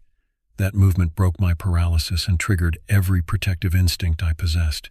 This thing had hurt an innocent person, had terrorized her for hours, and was now deciding whether to finish what it had started. "Get down," I yelled to Morales and fired. The gunshot was deafening in the enclosed space of the clearing, echoing off the massive tree trunks and seeming to reverberate for several seconds. My first shot caught the creature in the shoulder, spinning it partially around but not dropping it. Instead of fleeing or collapsing, it turned back toward me with what I could only describe as rage, a low growl rumbling from deep in its chest. I fired again and again, each shot finding its target but having less effect than they should have. The creature staggered but didn't fall, dark blood marking where my bullets had struck but not seeming to cause the kind of damage that should have stopped any living thing. It was as if the creature was operating on different rules than everything else I'd encountered. For a terrifying moment, I thought it was going to charge. It rose to its full height, towering over everything in the clearing, its eyes fixed on me with unmistakable hostility. I could see its muscles bunching, preparing for a leap that would cover the distance between us in seconds. My finger tightened on the trigger, preparing to empty my magazine into the thing, though I was beginning to doubt that even that would be enough to stop it. Then unexpectedly, it paused. Its head tilted again, this time toward the forest beyond the clearing, as if it was hearing something that neither Morales nor I could detect. For several seconds it remained frozen in that listening posture, its entire body tense with concentration. Whatever it heard seemed to make a decision for it. With a final look at me that I interpreted as a promise that this wasn't over, the creature turned and bounded into the forest with shocking agility. One moment it was there, a massive and threatening presence that dominated the clearing, and the next it had vanished into the shadows between the trees as if it had never existed at all. The silence that followed was almost as unsettling as the encounter itself. My ears were ringing from the gunshots, and my hands were shaking as I kept my weapon trained on the spot where the creature had disappeared. Beside me, Morales was breathing hard, his own weapon finally drawn but pointed uselessly at empty air. "Did that really just happen?" he asked, his voice shaky. Instead of answering, I rushed to Sarah's side, holstering my weapon and dropping to my knees beside her. Up close, her injuries looked even worse than they had from a distance. The gashes in her leg were deep and ragged, clearly from claws rather than any kind of blade. She'd lost a significant amount of blood, and her skin had the clammy feel of someone going into shock. "Sarah, you're going to be okay," I said, trying to project a confidence I didn't feel while I fumbled with my first aid kit. "We're here to help. You're safe now." Her eyes struggled to focus on my face. "It's been here all night," she whispered. "Just watching. Sometimes it would leave, but it always came back, I thought. I thought it was going to kill me." "Why didn't it?" The question came out before I could stop myself, and I immediately regretted asking. Sarah didn't need to relive her ordeal right now. She needed medical attention and reassurance. But she answered anyway, her voice distant and filled with a kind of wonder that was almost as disturbing as her fear. "I don't know. It could have, easily. But it just watched. Like it was curious about me, like it was trying to figure out what I was." I applied pressure to the worst of her wounds while Morales radioed for urgent medical assistance. His voice was professional and calm as he described our location and Sarah's condition, though I could see his hands trembling as he held the radio. Neither of us mentioned what we'd encountered in the clearing. How could we? Who would believe it? As we waited for help to arrive, I found myself constantly scanning the tree line around us, watching for any sign that the creature might return. Part of me was convinced it was still out there, just beyond our sight, continuing its observation of us with those unnervingly intelligent eyes. The thought made my skin crawl and my hand drift repeatedly to my weapon. Sarah drifted in and out of consciousness as we worked to stabilize her. During her lucid moments, she would occasionally mention details about her ordeal that made my blood run cold. The creature had appeared shortly after she'd become lost, following her through the forest as darkness fell. When she'd finally collapsed from exhaustion and fear, it had approached and done nothing. It had simply watched her, sometimes from a distance, sometimes from mere feet away. "It's not like any animal I've ever seen," she murmured during one of her clearer moments. "It moves like a person sometimes, but then like something else entirely. And its eyes, God, its eyes looked almost human." 20 minutes later, we heard the distant sound of a helicopter approaching. The medical evacuation team had been called in, and they would be able to get Sarah to a hospital far faster than any ground-based ambulance. As the aircraft circled overhead looking for a place to land, I felt a profound sense of relief that we'd found her in time. But even as the rescue helicopter touched down in a nearby meadow and the medical team rushed toward our position, I couldn't shake the feeling that our encounter in the clearing was far from over. Whatever that creature was, it was still out there in the forest, still watching, still waiting, and something told me that our paths would cross again before this was all over. The helicopter lifted off with Sarah aboard, its rotors whipping the forest canopy into a frenzy before disappearing over the ridge toward the regional medical center. The sudden quiet that followed felt unnatural after the chaos of the rescue operation, leaving Morales and me standing in the clearing where everything had happened, trying to process what we'd experienced. Jackson arrived with the backup units just as the aircraft disappeared from sight. His face was grim as he approached us, taking in our disheveled appearance and the blood-stained first aid supplies scattered around the base of the massive redwood. "Status report," he said simply, though his eyes were already examining the scene with the thoroughness of an experienced investigator. I found myself struggling to find the right words. How do you explain an encounter that defies everything you know about the natural world? How do you write a report about something that shouldn't exist? "We found Sarah approximately 2 hours ago," I began carefully. "She was severely injured, appeared to have been attacked by an animal. Large claws, significant blood loss, possible shock. She's en route to Memorial Hospital now." Jackson nodded, making notes in his field book. What kind of animal? Bear? Mountain lion? The question hung in the air between us. Morales and I exchanged glances, and I could see the same uncertainty in his eyes that I was feeling. We both knew what we'd seen, but saying it out loud would change everything. It would make us the deputies who claimed to have encountered something impossible, something that would turn us into either local legends or local laughingstock. Unknown species, I said finally. Large, aggressive, definitely predatory. It fled when we arrived on scene. It wasn't exactly a lie, but it wasn't the whole truth either. Jackson's eyes narrowed slightly, picking up on something in my tone that suggested there was more to the story. But before he could press for details, his radio crackled with an update from dispatch. All units, be advised that media outlets have picked up the missing hiker story. We have news vehicles en route to the area. Establish a perimeter and limit access to authorized personnel only. Jackson cursed under his breath.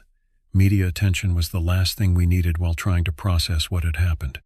But news of a dramatic rescue in the remote wilderness would naturally attract reporters, especially if word leaked about the unusual circumstances surrounding Sarah's injuries. Carter Morales, I need you both to head back to the station and write up your reports while everything's still fresh, Jackson instructed. Keep them factual but minimal. We'll sort out the details later. As we made our way back down the mountain toward our vehicles, I found myself thinking about Sarah's words in the clearing. The creature had watched her for hours without killing her, despite having numerous opportunities to do so. That suggested a level of restraint and calculation that went beyond simple predatory behavior. It had been curious about her, studying her like a scientist observing a subject. But why? What had it been trying to understand? The drive back to the sheriff's station gave me time to consider how to write a report that was both truthful and believable. I couldn't mention the creature's size or apparent intelligence without inviting questions I wasn't prepared to answer. But I also couldn't ignore the evidence of what had happened to Sarah, or the fact that whatever had attacked her might still be a threat to other hikers in the area. The station was buzzing with activity when we arrived. News of the rescue had spread quickly through the small law enforcement community, and several off-duty deputies had come in to offer assistance or simply to hear the details firsthand. The attention made me uncomfortable, especially since I knew that any description I gave would be incomplete at best. Sheriff Martinez was waiting for us in his office, a steaming cup of coffee in his hands and concern etched across his weathered face. He'd been running the Humboldt County Sheriff's Department for over 20 years, and very little surprised him anymore. But I could see that this situation had him worried. "How's the girl?" he asked as soon as we entered his office. "Alive, conscious when we loaded her into the helicopter," I reported. "Significant injuries to her left leg, possible internal bleeding, but the medics seemed optimistic about her chances." "Good, that's good." He leaned back in his chair, studying both of us carefully. "Now tell me what really happened up there." The directness of the question caught me off guard. Sheriff Martinez had a reputation for being able to read people, for sensing when his officers weren't telling him everything. I'd hoped to keep the full details of our encounter private until I could figure out how to handle them, but it was clear he wasn't going to let us walk out without a complete explanation. "We followed a blood trail from where we found her camera," I began slowly. "Led us to a clearing about 2 miles northeast of the campsite.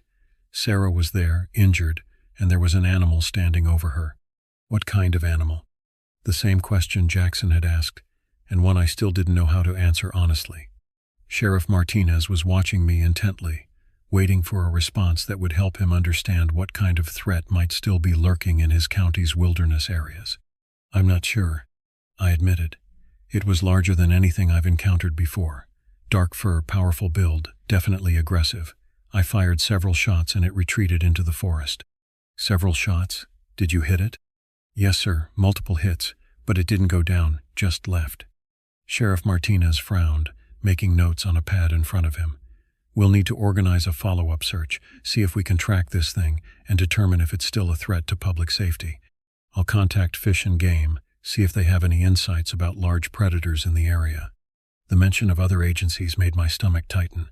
Once Fish and Game got involved, there would be professional hunters and wildlife experts combing through the forest, looking for evidence of what we'd encountered. They would find blood trails, bullet impacts, and probably tracks that would raise even more questions about what was living in the remote areas of the Trinity Alps. "Sir," Morales spoke up for the first time since we'd entered the office, "there's something else you should know about the animal we encountered." I shot him a warning look, but he continued anyway. It wasn't behaving like any normal predator. It seemed aware, intelligent, like it was making decisions based on what it was seeing. Sheriff Martinez set down his coffee cup and leaned forward. "Explain." "When we arrived, it was standing over the victim but wasn't actively attacking her. When Carter drew his weapon, it studied the gun like it understood what it was. And when it left, it wasn't running in panic. It was making a calculated retreat." The sheriff's frown deepened. "You're describing behavior that sounds almost human." "That's what concerns us," I admitted. "This wasn't a typical animal attack. Whatever we're dealing with, it's something different." Before Sheriff Martinez could respond, his desk phone rang. He answered it with his usual brusque professionalism, but I could see his expression growing more serious as the conversation progressed. "That was the hospital," he said after hanging up. "Sarah Martinez is stable and conscious. She's asking to speak with the officers who found her, says she has important information about what happened to her." An hour later, Morales and I were sitting beside Sarah's hospital bed, watching her struggle to find words for an experience that defied easy description. She was heavily sedated for pain, but her eyes were clear and focused as she recounted the details of her ordeal. "It appeared right after I realized I was lost," she began, her voice still weak but determined.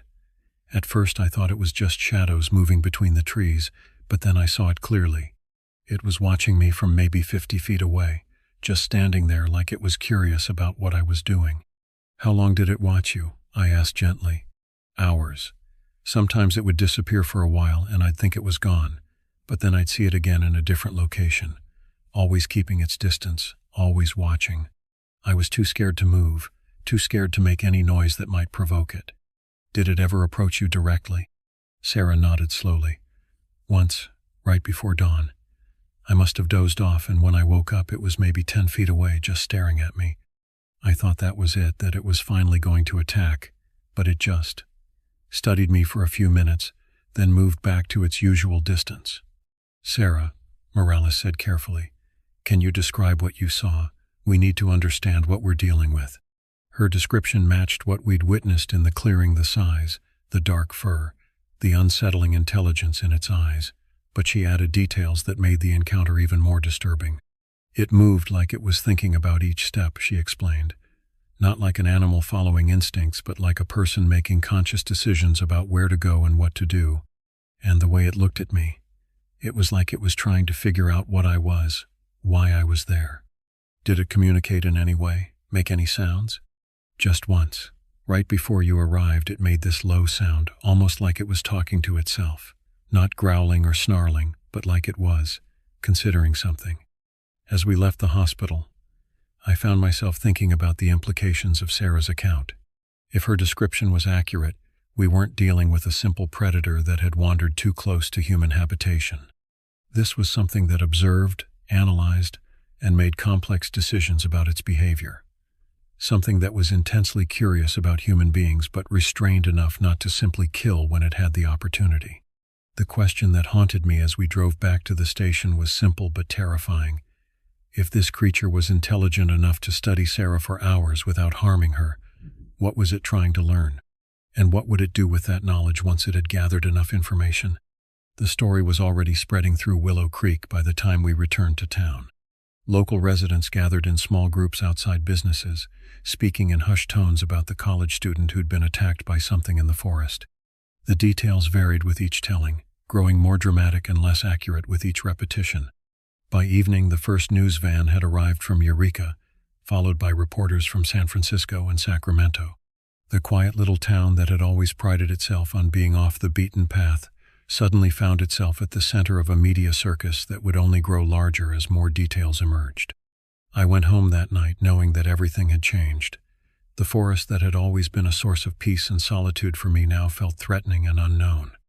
Somewhere in those ancient woods, something was watching and waiting, studying the humans who wandered into its domain. And I had the growing certainty that our encounter in the clearing had been just the beginning. 3 days after the incident, Willow Creek was no longer the sleepy mountain town I'd grown up in. News vans lined Main Street, their satellite dishes pointing skyward like mechanical flowers seeking signal instead of sunlight. Reporters from as far away as Los Angeles had descended on us, drawn by a story that seemed to grow more sensational with each retelling. I watched the media circus unfold from the sheriff's station, fielding calls from journalists who wanted the inside story, from the deputy who'd fought off a monster. The requests for interviews had become so frequent that Sheriff Martinez had assigned someone else to handle media relations, but that didn't stop reporters from approaching me directly whenever I left the building. The official story we'd settled on was carefully sanitized. A large, aggressive animal had attacked a lost hiker, and responding officers had frightened it away with gunfire. We described it as possibly a large bear or mountain lion, though the size of Sarah's wounds suggested something much more dangerous than either of those species typically were. But the official story wasn't the one spreading through town. Local residents had their own theories, whispered conversations that involved words like Bigfoot and cryptid. The fact that no one had found a body or clear tracks from our encounter only fueled more speculation. Every unclear photograph, every distant sighting, every strange sound in the forest became potential evidence of something extraordinary living in the Trinity Alps. Dr. Elizabeth Chen, a wildlife biologist from UC Davis, arrived on the fourth day to examine the evidence. She was thorough and professional, collecting blood samples from the scene and studying the damage to Sarah's camera with scientific precision. But when she finished her preliminary analysis, her conclusions only deepened the mystery.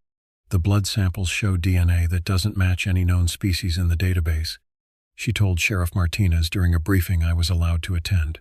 It's definitely mammalian, definitely a large predator, but the genetic markers are unusual. Unusual how? The sheriff asked. Dr. Chen hesitated, clearly uncomfortable with what she was about to say. There are similarities to both human and primate DNA, but also markers that suggest something else entirely. It's possible we're dealing with an unknown species or possibly a hybrid of some kind. The scientific explanation should have been reassuring, but instead it made everything more unsettling. An unknown species suggested that creatures like the one we'd encountered might be living throughout the remote areas of Northern California, hidden from human contact until circumstances brought them into conflict with hikers or campers. Sarah was released from the hospital after a week, her leg scarred but functional. The media tried to interview her, but she declined most requests, saying only that she was grateful to be alive and wanted to put the experience behind her. But I could see the change in her during the few times our paths crossed. The confident, adventurous college student had been replaced by someone who looked over her shoulder constantly, who flinched at unexpected sounds. Her friends had left town immediately after her rescue. Their camping trip turned nightmare, cutting short what was supposed to be a fun weekend in the mountains. Brian, the lanky guy who'd blamed himself for not following Sarah, stopped by the station before they left. He looked haunted, aged beyond his 21 years by guilt and trauma. "Will you catch it?" he asked me, though we both knew the question was more complex than it sounded. "Will you make sure it can't hurt anyone else?" I wanted to give him a reassuring answer, but honesty won out. "We're doing everything we can to understand what we're dealing with," I said. "But these forests are vast, and whatever this thing is, it knows them better than we do." The search efforts continued for 2 weeks, involving fish and game officers, volunteer search and rescue teams, and even some professional hunters who'd been brought in to track large predators. They found trace unusual footprints, scratches on trees that were too high for any known animal, and areas where something large had passed through dense vegetation. But the creature itself remained elusive, vanishing into the wilderness whenever search teams got close. I participated in several of these searches, though my heart wasn't really in them. Part of me hoped we wouldn't find the creature, wouldn't force another confrontation that might end with someone getting killed. There was something about our encounter in the clearing that suggested the creature had shown restraint, that it could have killed both Sarah and us if it had chosen to. That restraint implied a level of intelligence and decision-making that made me question whether we had the right to hunt it down. But the town was demanding action. Local businesses were reporting cancellations from tourists who were afraid to visit the area. Hiking guides were refusing to take clients into the backcountry. Parents were keeping their children indoors after dark, and gun sales at the local sporting goods store had tripled.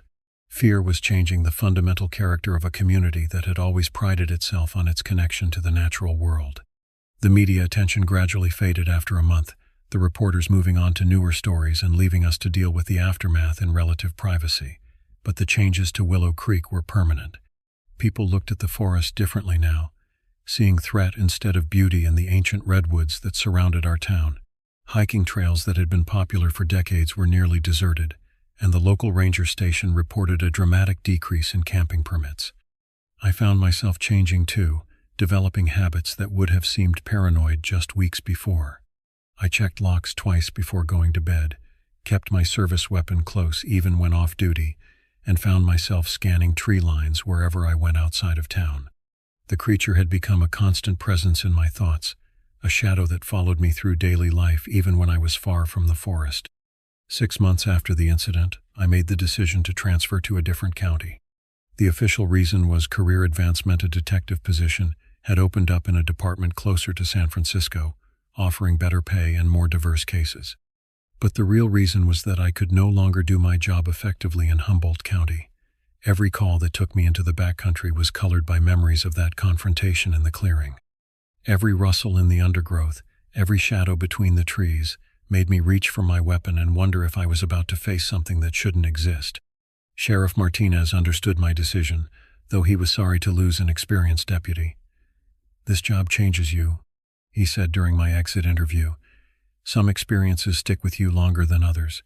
Maybe some distance will help you process what happened." But distance didn't help as much as I'd hoped.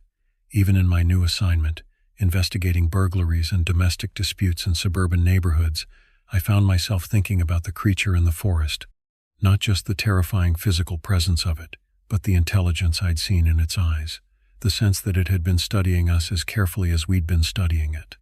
I kept in touch with developments in Humboldt County through informal channels, learning that sightings continued to be reported sporadically throughout the Trinity Alps. Most were dismissed as mistaken identity or hoaxes, but a few came from credible witnesses, experienced hikers, Forest Service employees, even other law enforcement officers. The pattern that emerged suggested that the creature, or others like it, were still active in the remote areas of the county. Dr. Chen published a paper about her analysis of the blood samples, carefully avoiding any sensational claims while documenting the unusual genetic markers she'd found. The scientific community largely ignored her findings, but cryptozoology enthusiasts seized on her work as evidence that unknown species might still be discovered in the unexplored regions of North America. Sarah Martinez graduated from UC Davis and became a high school biology teacher in a small city far from any major wilderness areas. According to mutual friends, she never went camping again, never ventured into forests that couldn't be navigated with clearly marked trails and cell phone coverage. The experience had fundamentally changed her relationship with the natural world, replacing wonder with wariness. 3 years after the incident, I received a call from Jackson, my former colleague who was now a sergeant with the Humboldt County Sheriff's Department. There had been another encounter, he told me. Different location, different circumstances, but similar evidence that something large and unknown was active in the forest. "Thought you should know," he said during our brief conversation. "Still think about what we dealt with up there. Still think we only saw part of something bigger." I thanked him for the call but didn't ask for details. I'd moved on, built a new life in a place where the most dangerous thing I encountered was the occasional armed robbery or domestic violence call. I didn't want to be pulled back into the mystery that had haunted my final years in Humboldt County. But late at night, when sleep wouldn't come and the city's constant noise couldn't quite drown out my thoughts, I still found myself wondering about the creature in the forest. Was it still out there, still watching from the shadows between the ancient redwoods? Had it learned what it wanted to know about humans, or was it still studying us, gathering information for purposes I couldn't begin to understand? Sometimes I imagined that it was adapting, becoming more careful about when and where it revealed itself, learning from our encounter just as we had learned from it. The thought should have been terrifying, but instead it filled me with a strange sense of respect for something that had managed to remain hidden in a world where satellite imagery could map every square foot of wilderness. The forest had always been full of mystery-hidden valleys, unexplored caves, secret places where sunlight never reached the ground. I'd grown up believing that science and technology had eliminated most of the unknown from our world, that there were no longer any blank spaces on the map where dragons might dwell. But my encounter in that clearing had reminded me that the world was still vast and full of secrets, that intelligence could take forms we didn't recognize, and that some mysteries were better left unsolved. The creature in the forest had shown me the edge of a larger reality, one where the boundaries between known and unknown were more fluid than I'd ever imagined. And perhaps that was enough. Perhaps some questions were meant to remain unanswered, some shadows meant to stay dark. In a world increasingly defined by certainty and explanation, maybe there was value in preserving a few corners where mystery could still flourish. The forest kept its secrets, and after everything I'd experienced, I was content to let it.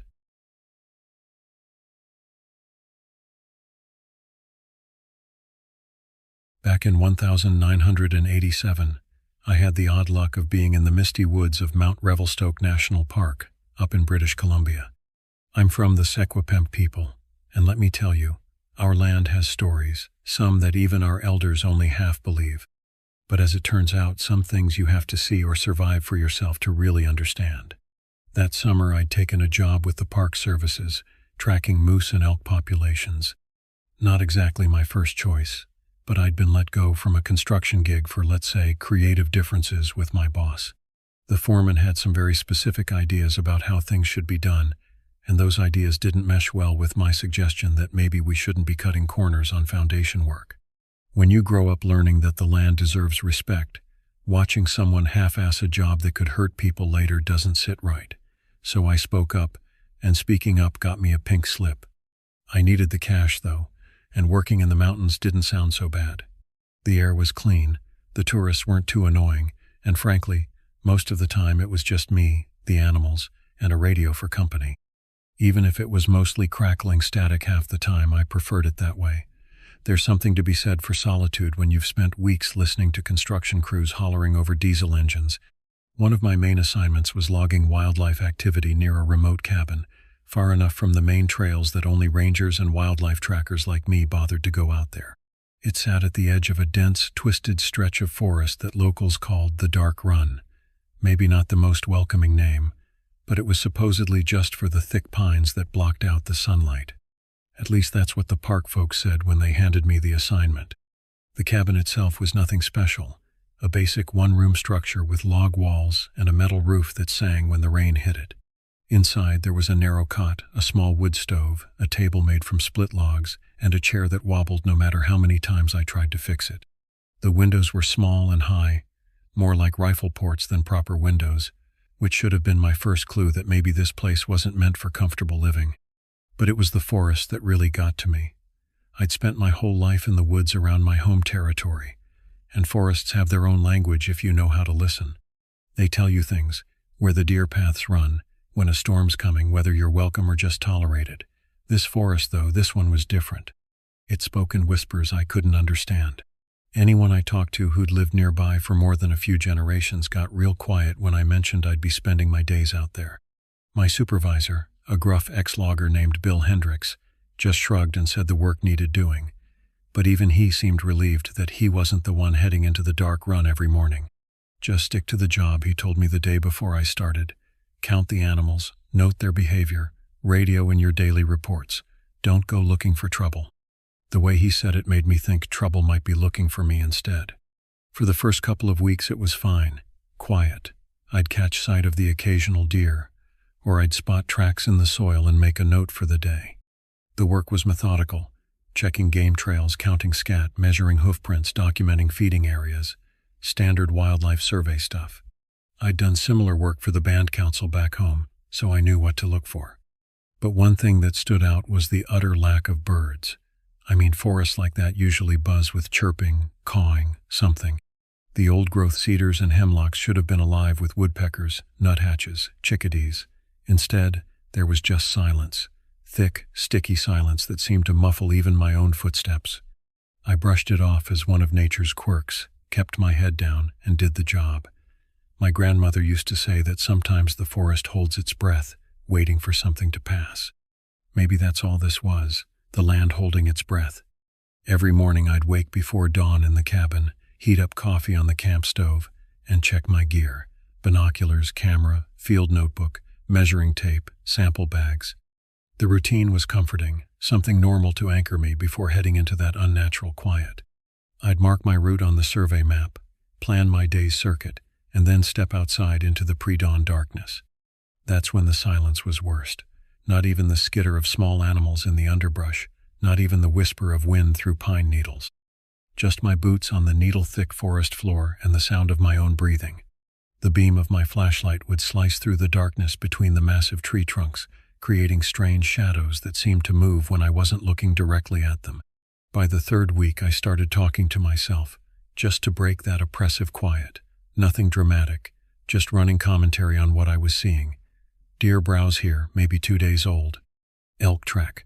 Big bull by the size of it. No scat though, they're not staying long. The sound of my own voice helped, but it also made me realize how wrong everything felt. In a normal forest, talking would bring responses. Birds calling, squirrels chattering, something. Here my voice just disappeared into the green darkness like it had never existed at all. The work itself was revealing patterns that didn't make much sense. Game trails that started and stopped abruptly, as if the animals had suddenly changed their minds about where they were going. Feeding areas that showed recent activity but no animals anywhere near them.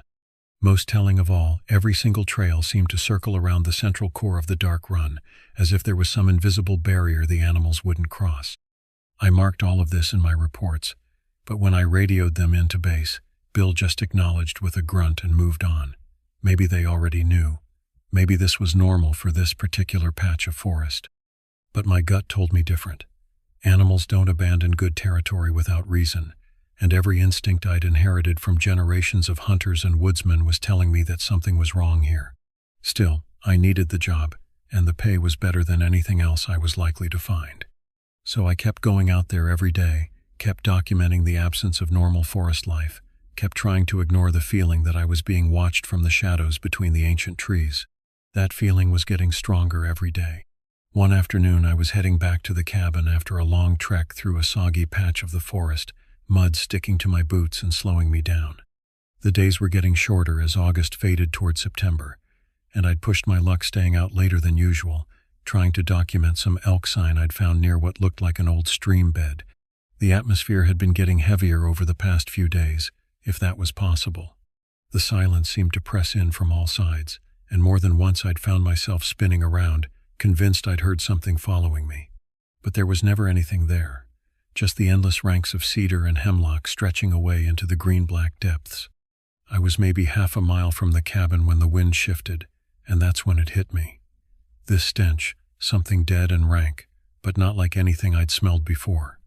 I'd tracked enough scavengers to know the smell of decay, the sweet rot of a deer carcass in summer, the acrid funk of a dead bear, even the particular nastiness of a rotting elk. This was different. It was a sharp metallic rot that seemed to coat the back of my throat and make my eyes water. My first thought was that I'd found what had been driving the animals away. Maybe a diseased carcass, something that was poisoning this section of the forest.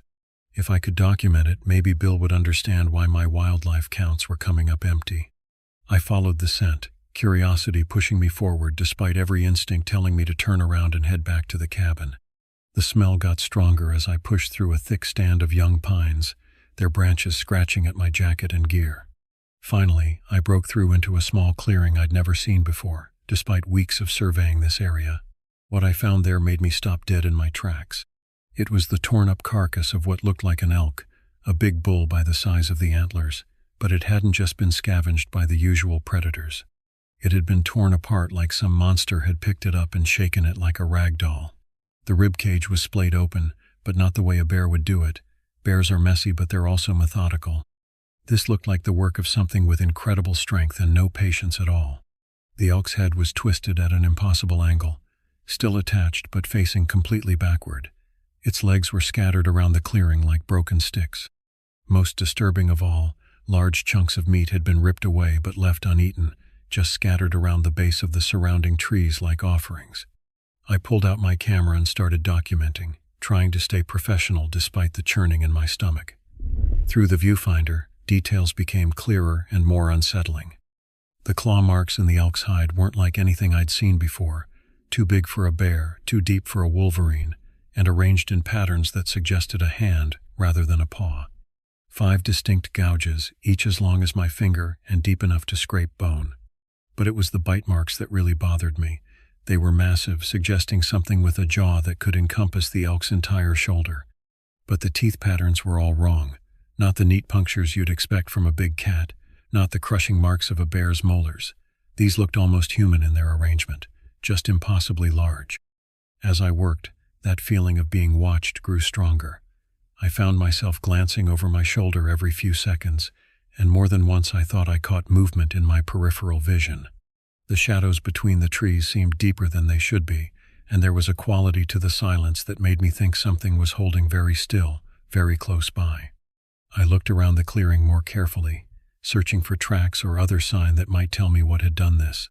The ground was soft from recent rain, perfect for holding prints, but what I found didn't make any sense.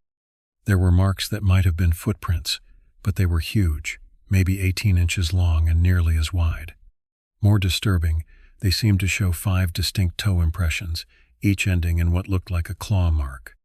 The stride length between prints suggested something that walked upright but took steps longer than any human could manage. I measured them carefully, took photographs from multiple angles, tried to convince myself that I was misinterpreting what I was seeing, but the evidence was right there in the mud, clear as day. Whatever had killed this elk walked on 2 legs and had hands instead of paws. I was so focused on the prints that I almost missed the other details. Scratched into the bark of several surrounding trees were markings that looked deliberate, not the random scratches you'd get from claws, but careful gouges arranged in what might have been patterns. Some looked almost like symbols, rough but intentional. The feeling of being watched was becoming unbearable. My grandmother always said that when the forest goes quiet and your skin starts crawling, it's time to leave. I'd inherited enough of her sensitivity to know she was right. I packed up my camera, took a few final measurements, and got out of there as fast as I could without running outright. The trip back to the cabin felt like it took hours, though my watch said it was only 20 minutes. Every shadow seemed to hide something. Every snap of a twig under my feet sounded like a gunshot in the unnatural quiet. By the time I reached the cabin, my shirt was soaked with sweat despite the cool mountain air. I locked the door as soon as I got inside, something I'd never bothered to do before. Then I sat at the rickety table and wrote up my report, trying to stay factual and professional while documenting something that defied everything I knew about the predators in this region. That night I barely slept, thinking about the elk. Whatever had done that wasn't anything I'd heard of. Bears don't attack like that, and wolves don't waste so much meat. Mountain lions are surgical in their kills, and wolverines, while vicious, aren't nearly big enough for that kind of damage. I kept coming back to those footprints, to the arrangement of the claw marks, to the way the killing had seemed almost ritualistic rather than predatory. Something was living in the heart of the dark run, something that didn't follow the normal rules of the forest. When I radioed in my report the next morning, Bill's voice came back crackling through the static. "You sure about those measurements, Nathan? 18-inch footprints?" "I'm sure. Took photographs, made plaster casts. Whatever did this is big, and it walks upright." A long pause. "Could be a hoax. Hunters playing games, trying to start one of those Bigfoot stories." "With what? A dead elk? Those claw marks went bone deep, Bill. No human could do that kind of damage." Another pause, longer this time. "Just stick to the wildlife survey. Document what you see, but don't go looking for trouble." The same words he'd used when I started the job, but now they sounded more like a warning. 2 days later, around dusk, I was wrapping up for the day when I heard something outside the cabin. Heavy, slow footsteps moving around the perimeter, deliberate and patient. Not the quick scurry of a deer or the shambling gait of a bear. These were the measured steps of something that walked upright and knew exactly where it was going. I grabbed my flashlight and peered out the window, figuring it was maybe a lost hiker or another ranger checking up on me. The Park Service occasionally sent people out to make sure the remote positions were handling their assignments properly. But as I pressed my face against the glass, my breath fogging the small window, I realized the footsteps were too heavy, too spaced out for any human. The light swept over the empty clearing surrounding the cabin, landing on something that made my blood turn to ice water. It was crouched low at the edge of the tree line, a hulking, matted shape with broad shoulders hunched and shifting under dark, greasy fur. The creature was massive, easily 8 feet tall even in its crouch, with arms that hung almost to the ground. Its body was muscular but twisted in ways that looked unnatural, like someone had tried to build a bear out of nightmares and spare parts. The fur was patchy and oil-slick dark, hanging in matted ropes that swayed as it moved. I could make out claws the length of my fingers digging into the earth as it shifted its weight, and when it lifted its head, the flashlight beam caught eyes that reflected back like amber mirrors. But it was the intelligence in those eyes that stopped my heart. This wasn't some mindless beast driven by hunger or territorial instinct. It was studying me, calculating, taking my measure like a hunter evaluating prey. For maybe 30 seconds we stared at each other across the clearing, predator and prey in perfect, terrible stillness. Then its head turned, and I caught a glimpse of its profile. The face was wrong in every possible way, too long, with a muzzle full of teeth that caught the light like broken glass. But the bone structure underneath was almost human, as if someone had taken a person's skull and stretched it into something monstrous. Before I could process what I was seeing, it lumbered off into the trees with an odd, limping gait that suggested an old injury. The sound of its movement faded quickly, swallowed by the forest's unnatural quiet, leaving me frozen at the window with my flashlight beam stabbing uselessly into empty darkness. I stayed up with my rifle that night, flashlight in hand, jumping at every small sound. The night stretched on endlessly, each creak and rustle fraying my nerves further. My grandfather had taught me to shoot when I was 12, and I'd been hunting since I could carry a rifle safely. But I'd never faced anything like this, and I wasn't sure bullets would stop something that size. Every shadow seemed to hide movement. Every whisper of wind through the trees sounded like breathing. Around midnight, I thought I heard scratching at the cabin walls, but when I worked up the courage to look outside, there was nothing there, just the darkness and the suffocating silence. Finally, just before dawn, exhaustion overtook fear and I passed out slumped in the cabin's single chair, rifle across my lap and flashlight clutched in my hand like a talisman. I woke to sunlight streaming through the windows and birds chirping outside. For a moment I thought I'd dreamed the whole thing. The forest was alive with normal sounds for the first time since I'd arrived. But when I stepped outside to check the perimeter, the evidence was undeniable. Deep gouges in the trees around the cabin, scratched at a height that would require something 8 feet tall. Scattered bones and shredded bark littered around the clearing like decorations. Most unsettling of all, massive footprints in the soft earth, circling the cabin in a perfect spiral that tightened as it approached the door.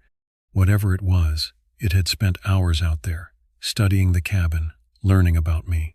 The prints showed it had approached from multiple angles, testing different routes, different approaches. It had stood directly outside each window, leaving clear impressions where it had pressed close to the glass. When I examined the gouges in the trees more carefully, I realized they weren't random scratches. They were too deliberate, too precise. Some looked almost like symbols, rough but intentional markings that suggested communication rather than simple destruction. It was marking its territory, and my cabin was right in the middle of it. I radioed the ranger station immediately, but the reception was terrible, more static than signal. What little got through was fragmented and unclear. Base, this is Nathan. Something out here. Not normal. Nathan, can you repeat? Breaking up. Large predator, unknown species, intelligent behavior. What's your status? Are you injured? Negative injury, but this thing is studying me.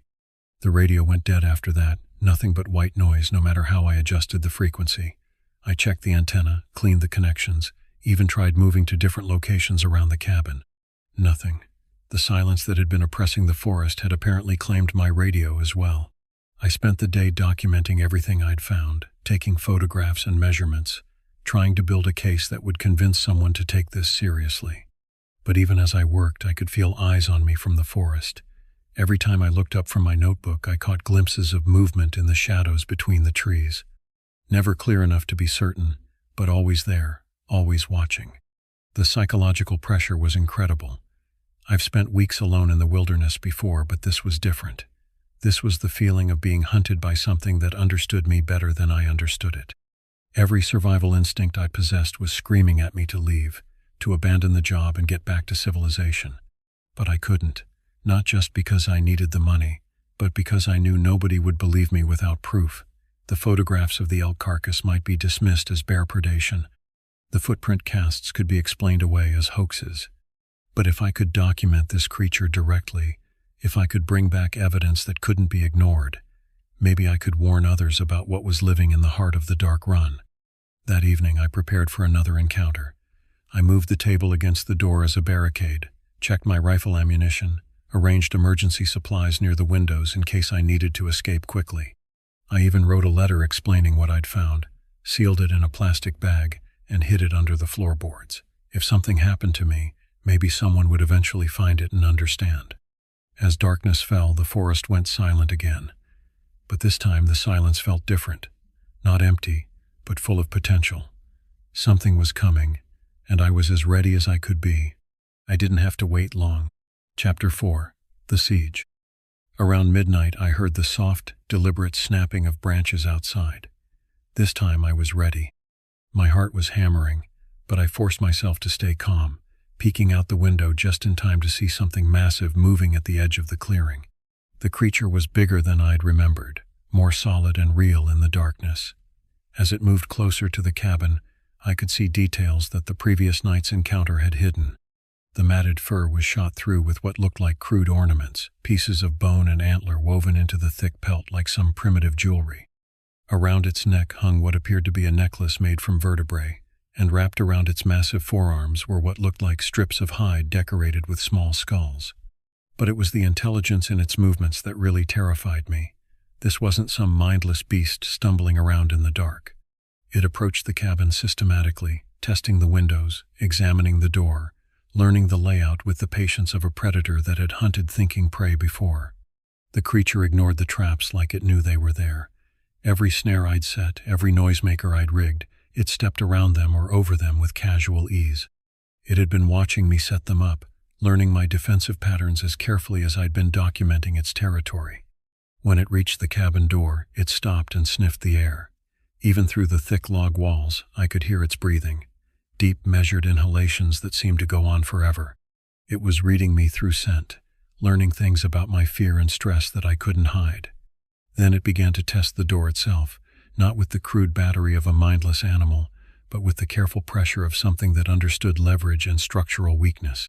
The heavy wooden door creaked and flexed under its touch, and I realized my barricade might not be enough.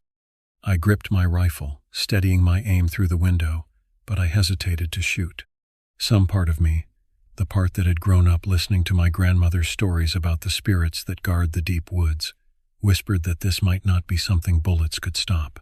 And even if they could, what if I only wounded it? What if I made it angry? The creature seemed to sense my hesitation. It stepped back from the door and moved to the window where I was watching. We were separated by maybe 3 feet and a pane of glass, close enough that I could see every detail of its impossible face. It looked like someone had taken human features and stretched them over the skull of something much larger and more primitive. The eyes were definitely human in their intelligence, but they were set in a face that belonged in nightmares. The mouth was too wide, filled with teeth that were too sharp, and when it opened slightly, I could see that its tongue was black and seemed to go back too far into its throat. But what really stopped my heart was the moment when our eyes met directly. There was recognition there, not just of me as prey, but of me as kin. This thing knew what I was, knew my heritage, and in that moment of contact, I understood with terrible clarity that it knew exactly why I was here. It raised one massive hand and placed it against the glass. The fingers were too long, ending in claws like black daggers, but the arrangement was unmistakably human. 5 fingers, an opposable thumb, the basic architecture of a hand that could use tools and make art and weave meaning into fur. For a moment that stretched like hours, we stared at each other through the glass. Then it spoke. Not words exactly, but a sound that carried meaning directly into my mind. It was a low rumble that seemed to come from somewhere deeper than its throat, a vibration that I felt in my bones as much as I heard with my ears, and somehow, impossibly, I understood what it was saying. "Why are you here, little brother?" I tried to answer, tried to think back at it that I was just doing a job, just counting animals and writing reports, but the thoughts that came out of me were more honest than I wanted them to be. "I'm lost. I don't know what this place is. I don't know what you are. This place is sacred ground. I am its guardian. You are trespassing." The communication wasn't in words. It was deeper than that, more primal. Images and emotions and concepts flowing directly from one mind to another. I saw flashes of the forest as it had been centuries ago, thick with game and songbirds, watched over by something that was both spirit and flesh. I saw the gradual encroachment of roads and cabins and survey markers, the slow death of the old connections between the land and its people. I'm Sikwapemps, I thought back. This is my ancestral territory too. The creature's expression shifted, becoming more complex. I sensed surprise, consideration, perhaps even approval. Then you should understand. The spirits of this place are angry. They sent me to drive away those who would measure and catalog and reduce the sacred to numbers on papers. I understood then why the forest had gone silent, why the animals had fled. This creature wasn't just a predator. It was an enforcer, something sent by forces older than the Park Service to protect what remained of the old ways. I'll leave, I promised. I'll tell them the survey is impossible, that there's nothing here worth cataloging. The creature considered this, tilting its massive head like a person weighing options. Then it pointed one clawed finger at the camera equipment on my table. Destroy the images, burn the records. Leave no trace of what you have seen. And if I do that, you'll let me go? If you do that, little brother, you may live to carry the warning to others. Tell them that some places must remain unmeasured, unmanaged, untouched. Tell them the old guardians still watch. I nodded, not trusting my voice. The creature watched as I gathered my photographs, my field notes, my survey maps. Everything that documented my time in the dark run went into the wood stove, flames consuming weeks of careful observation and measurement. When the last paper had turned to ash, the creature stepped back from the window. But before it turned to leave, it spoke once more, and this time the meaning came through with perfect clarity. You have seen the Mokwith, guardian of the sacred places. Remember this night, and remember your promise. There are others watching, others waiting. Not all of them will be as patient as I have been. Then it was gone, moving into the forest with that peculiar limping gait, swallowed by shadows that seemed deeper than the darkness around them. I spent the rest of the night sitting in the chair, rifle across my lap, listening to the forest slowly come back to life. By dawn, birds were singing again, and when I stepped outside, the oppressive atmosphere that had blanketed the dark run for weeks was gone. But the message was clear. My time here was over. I packed up what little I had at first light, leaving behind anything that wasn't essential.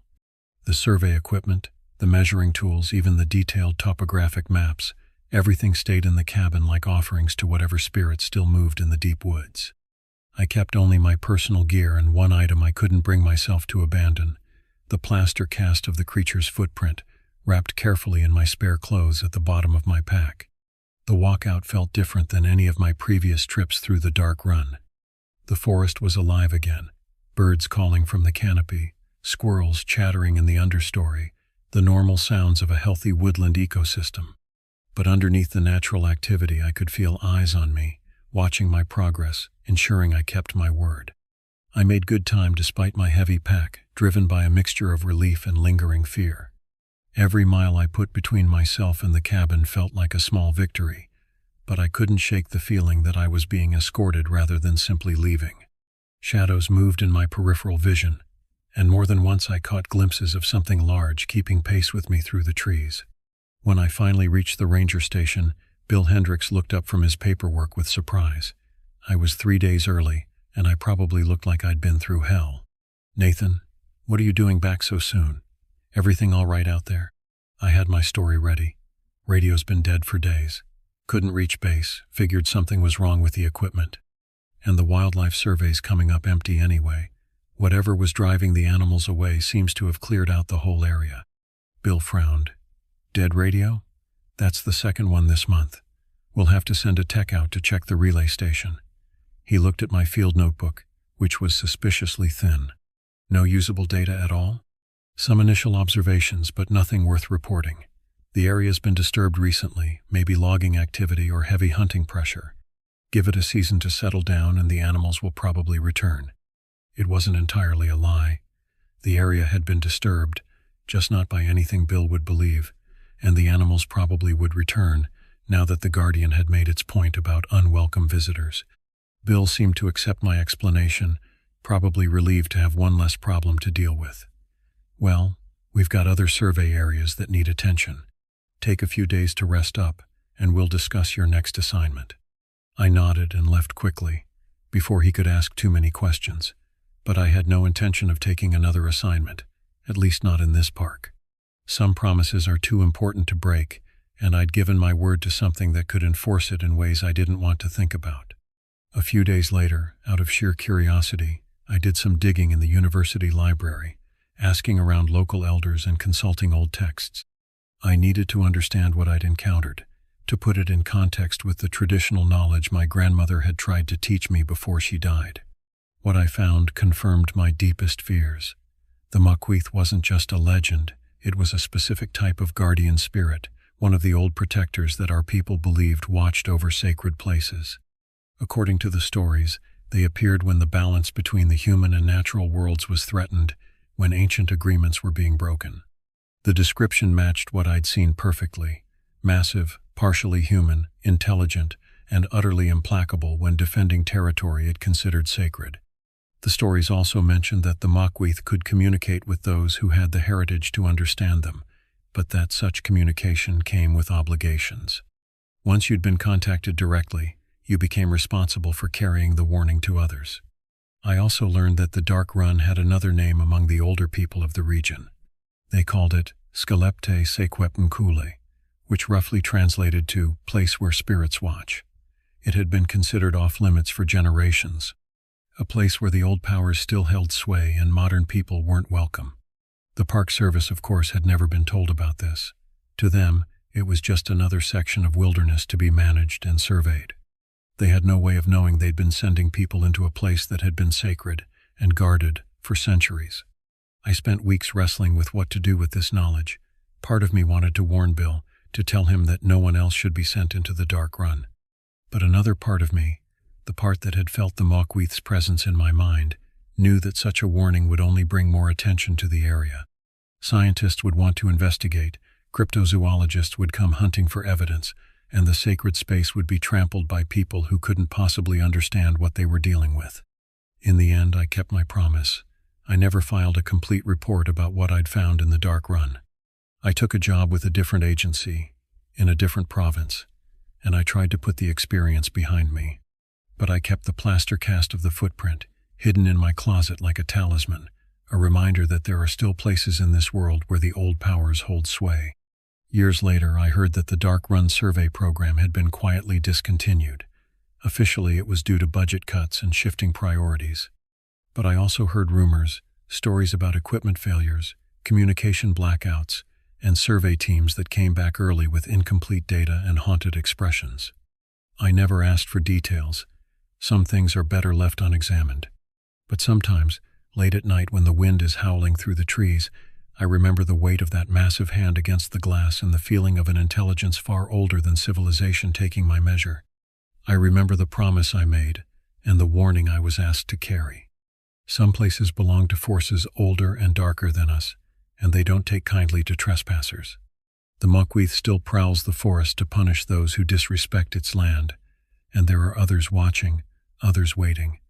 Not all of them are as patient as the guardian I encountered. The surveys stopped, but the tourists keep coming, hikers and campers who don't know the old stories, who see the wilderness as their playground rather than someone else's home. Most of them come back with nothing more than photos and memories. But every year, a few don't come back at all. And every year, I wonder if I should have broken my promise, should have found a way to warn them without betraying the trust of something that could have killed me as easily as breathing. The weight of that decision gets heavier as time passes, but the memory of those amber eyes and the feeling of vast, patient intelligence keeps me silent. Some promises, once made, can never be unmade. Some warnings can only be carried by those who've earned the right to speak them. And some guardians are best left undisturbed, watching over the sacred places where the old powers still hold sway. The forest remembers what we've forgotten, and sometimes when we venture too far into places we don't belong, it sends reminders. I was lucky enough to receive my reminder and live to understand it. Others haven't been so fortunate. The Dark Run is quiet now, but it's not empty. It's never been empty. And it never will be.